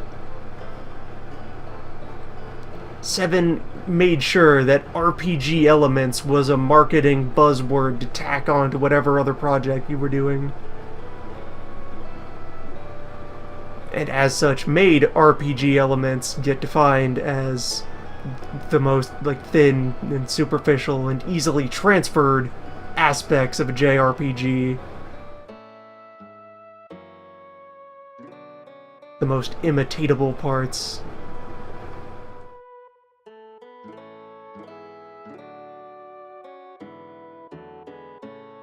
We gotta have numbers.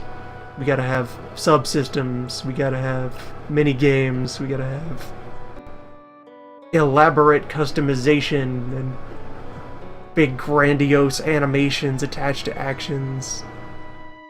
We need what looks like a complicated mystery plot, but is actually quite simple and presented in an obtuse manner. We need big words.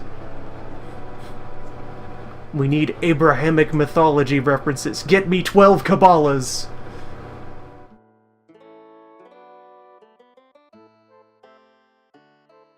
"12 Kabbalahs, a Quran, and a thesaurus. Let's write a JRPG."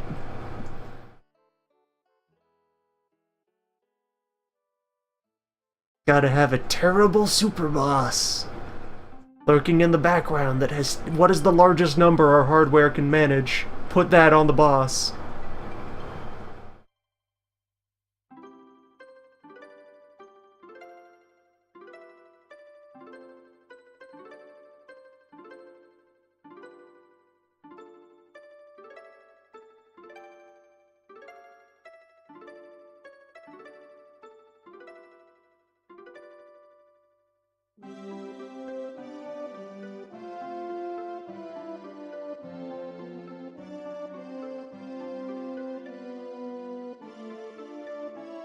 I mean, all of these elements are things that can be part of a good product that is entertaining and reasonable or even thoughtful and so forth. But the problem is that media as an industry, as a machine generating content, will take these elements, make them into a template, and proceed to stamp them onto a series of products, and, you know, just by law of numbers, most of these products will miss rather than hit. They will be there repeating the formula, but not taking it any further, or oftentimes not even applying the source elements of that formula as they're supposed to be. Just copying them, just repeating them.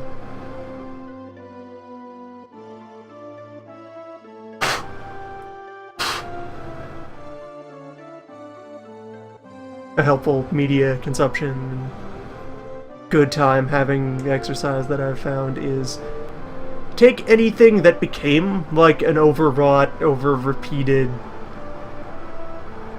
stereotypical story element, trope thing, anything that got worn the hell out, go back to the first thing that did that, and watch or read or partake in that, and a lot of the time, the source will be missing a lot of problems that emerged in the imitators, or just all around be a better work than the things that copied it.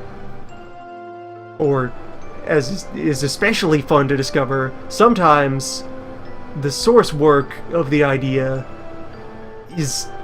has like the opposite point of what the imitators end up settling into. Like, you could have 20 to 30 years down the line, some work emerges to be like, okay, let's flip the table and be weird and subversive and question the underlying basis of this genre, and then you go back to the origins of the genre and be like, wait, that was the point in the beginning, that's how this started. Why did this need to be reiterated? Yes, like Gundam. Wow, cool robots! Children, get in the robot! Go fight the robot, your dad! The robot. Except that franchise itself started as a war is hell with robots. Force this youth into the robot because horrible circumstances drag him into the lines of conflict and he has no escape from the bloodshed and is under constant stress and experiences frequent breakdowns.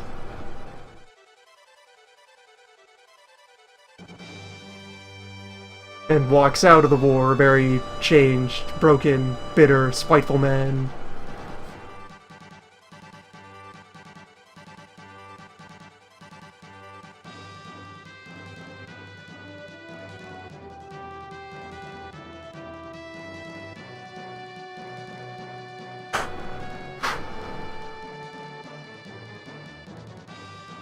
And, like, he has an arch-rival, who is his rival, who fights against him because he's an ace pilot on the other side of the war, and they keep meeting each other.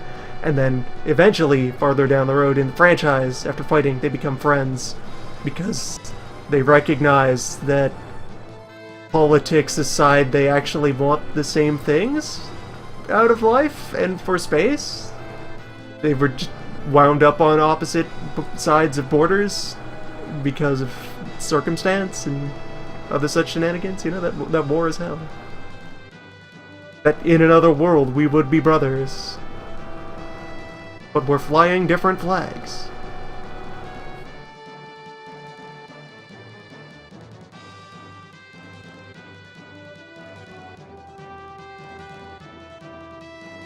This man I've killed, he has a name. He has a history, he has a home, he has a family. Now they no longer have him. Etc.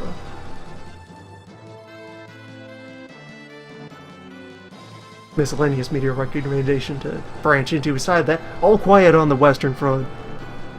Read or watch that. Take a book or film adaptation of book. It's a good book.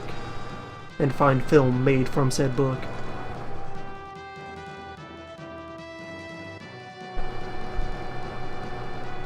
Your archetypical war is hell in cinema. Does it well. Holds up.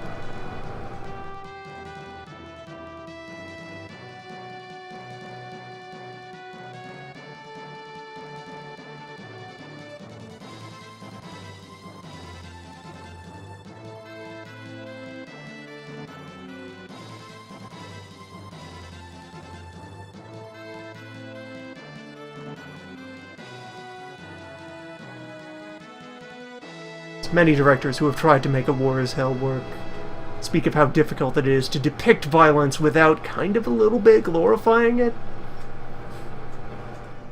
Especially big violence.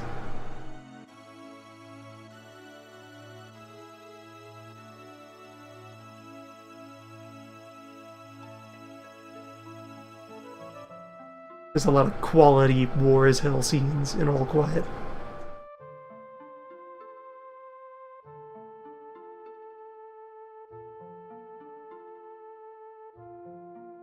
Beep. In general, learn more about Big War, the first one.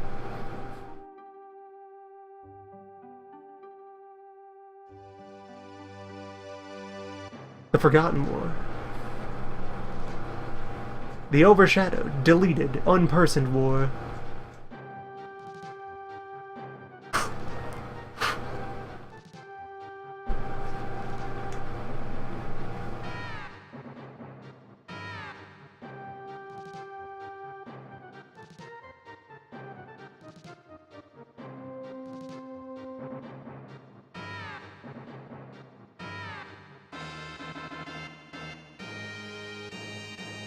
Which, coincidentally, because it's the 100-year anniversary of the World War is in progress.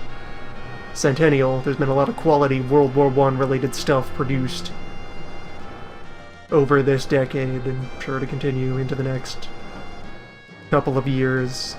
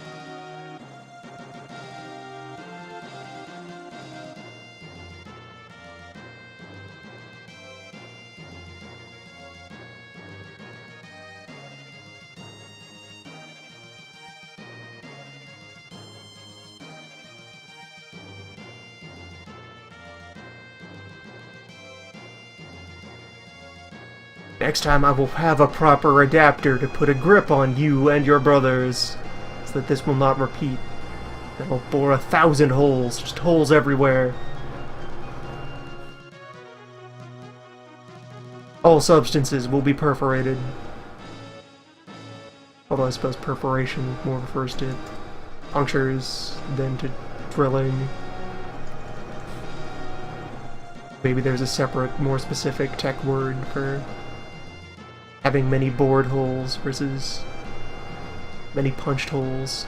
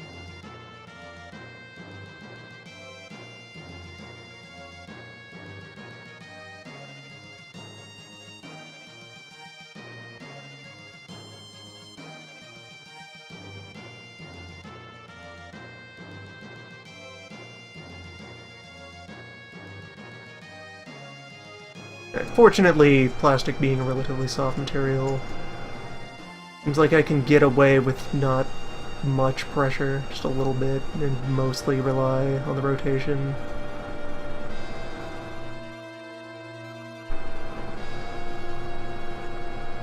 So I'm gonna take an opportunity to comment on every time that I go through a fast lap, I make sure to view all of the credits on camera, because this is just a really good final musical piece. Just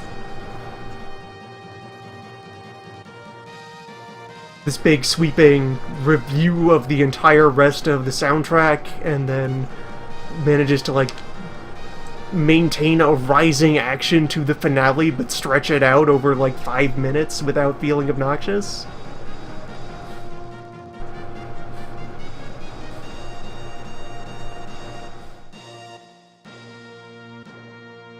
Five is good.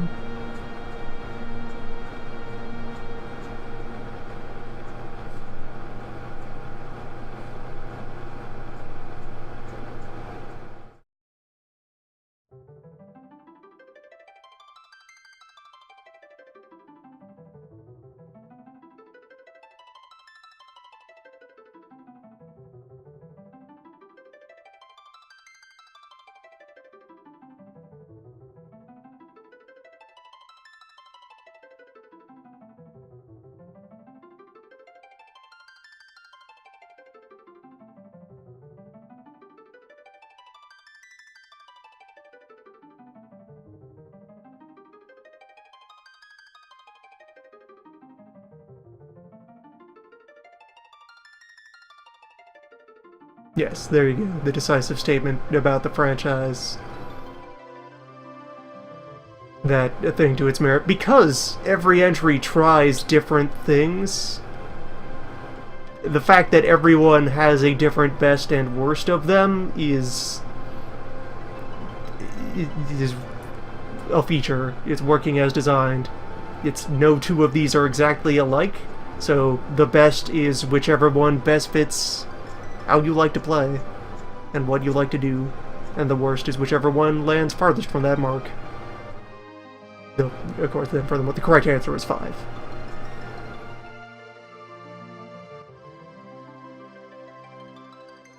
Your best FF is whichever one best suits you. However, you yourself can be wrong. You can like wrong things. Wrongly. You correctly identify that you like the wrong one.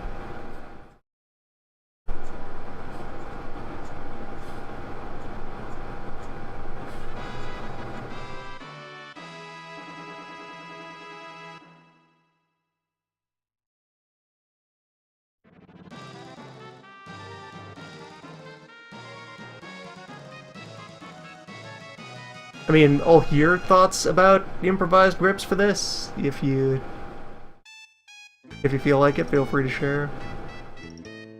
The solution is that this final hole is the last one I will try to bore this session.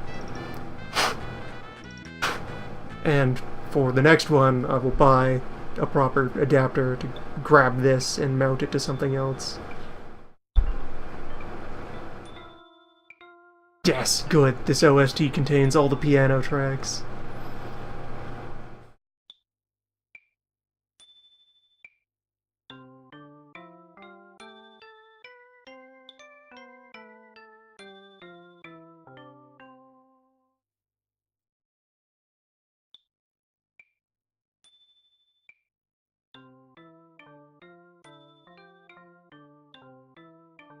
Also note for the upper wing here, it turned out as less of a curve. You can see the first 3 holes there kind of form a nice straight line. I can fine-tune that as I go about widening these holes to increase the damage. Gotta smooth that out. The most important thing each of these does is provide a pilot gap from which to work.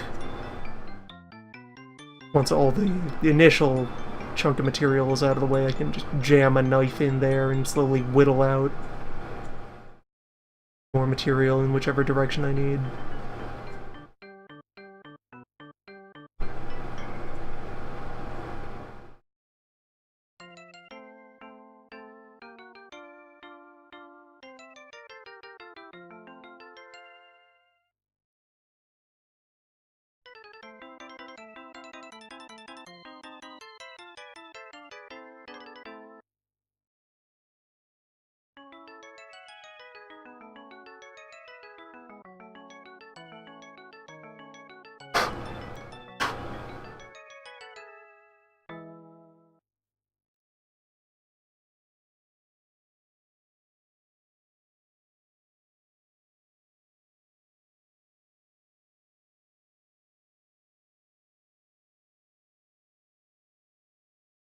And there we go. I think that was finally... Yes, that is the end of that soundtrack file. Ed, pop over to this.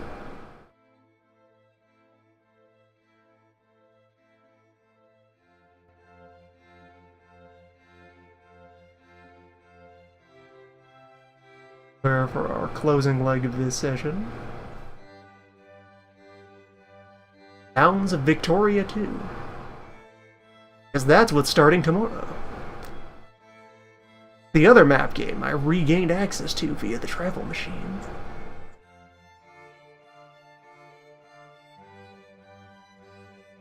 It's time for industry, for empire building, for arms racing, top hats, monocles. Revolution and counter-revolution. Do not think I saw your suggestions before they scrolled by. Let me...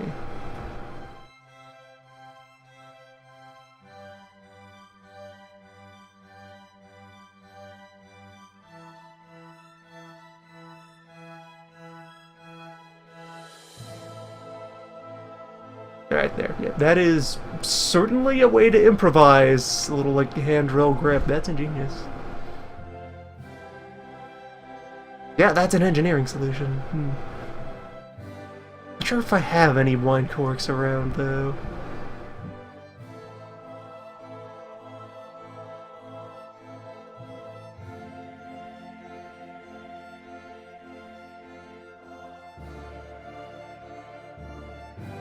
Victoria 2 is a very powerful substance and should not be taken lightly. It is the deep end.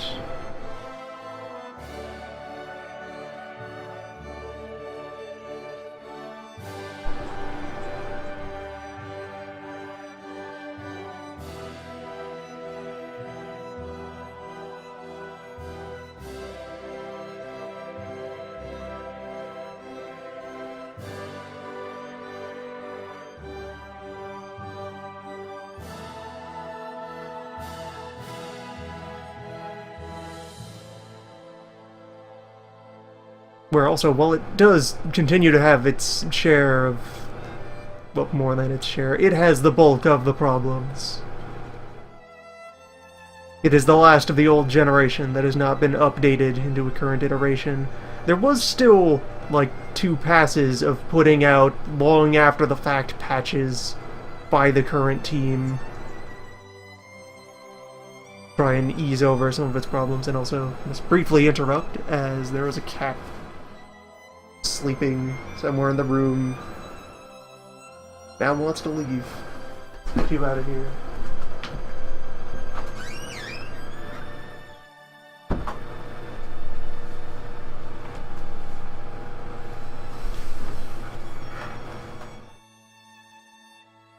On his way.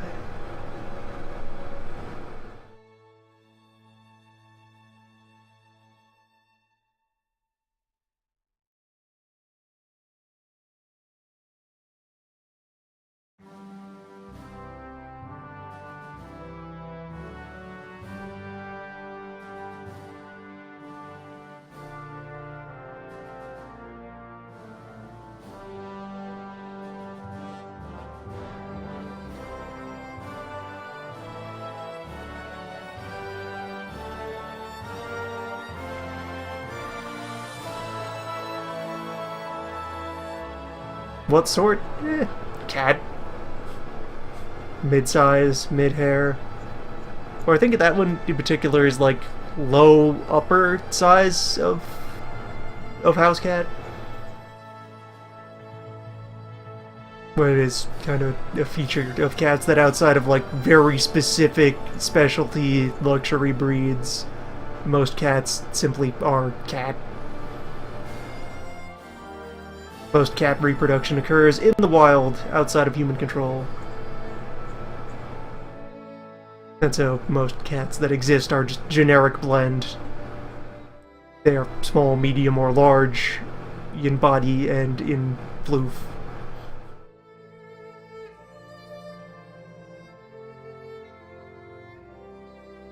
That one is mid to large skeleton, moderate fuzz. Variety of colors, mostly kind of brown-orange scale. Some white. Because that's the other thing, coloration of cats is entirely multi-ball. Cats are whatever color they feel like.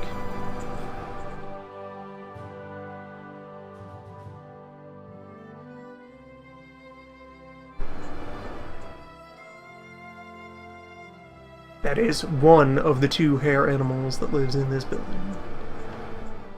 The other is small bones, much hair. So it creates the illusion of being a mid-sized cat until you touch it and realize that it's mostly crumple zone.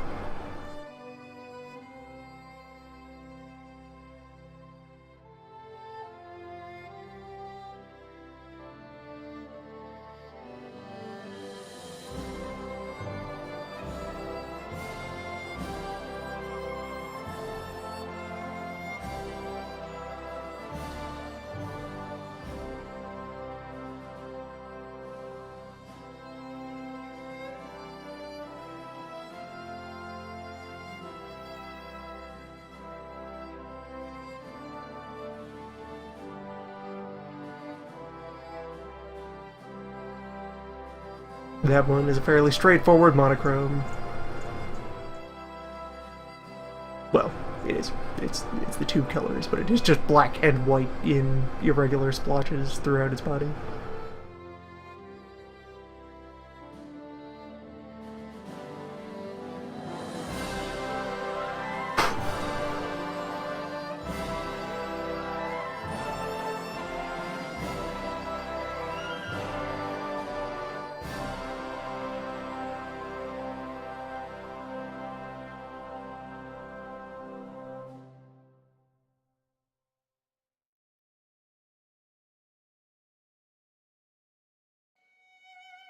Almost there, as we are far enough to have, once again, illustrated just how close to a strut I am putting Mark. Let's see. Backing camera, try to... let me figure out which digit that is that's in the way of the camera. There we go, that lump there, that is where the drill is about to break through.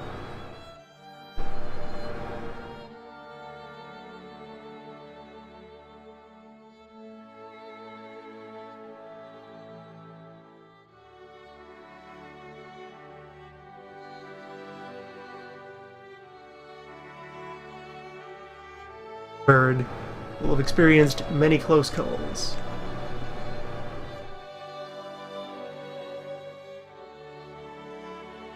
There we go.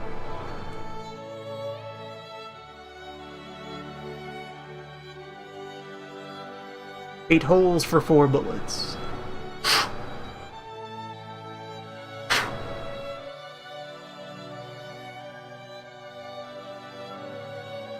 Some holes.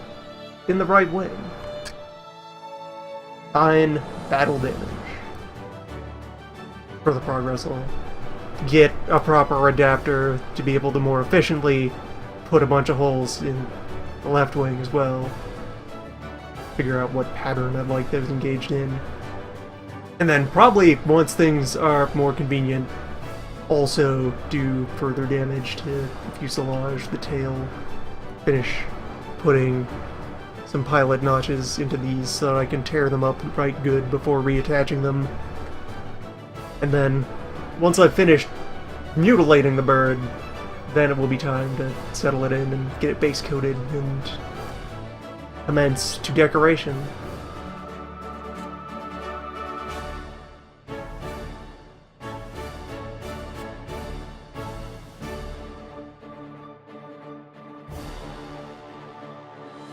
Minis.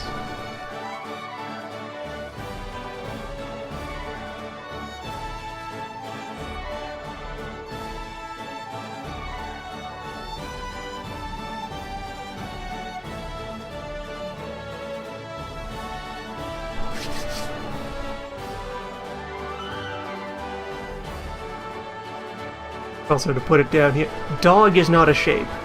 There are shapes which can enclose a dog, and shapes which a dog can enclose. Neither of these are the dog. Dog is between shapes. It is not shape itself.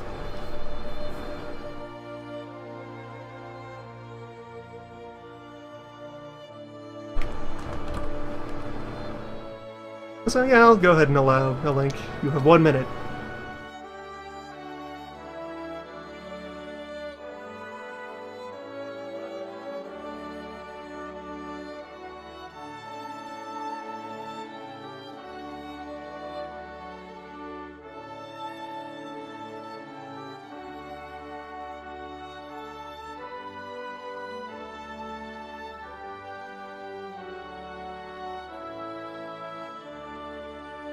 So typical of people to fixate on the first 2 words of that phrase, but not the rest of it.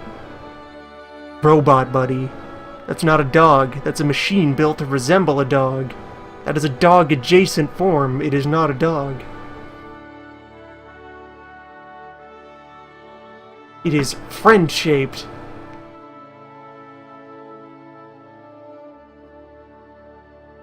As this is bird-shaped. As minis.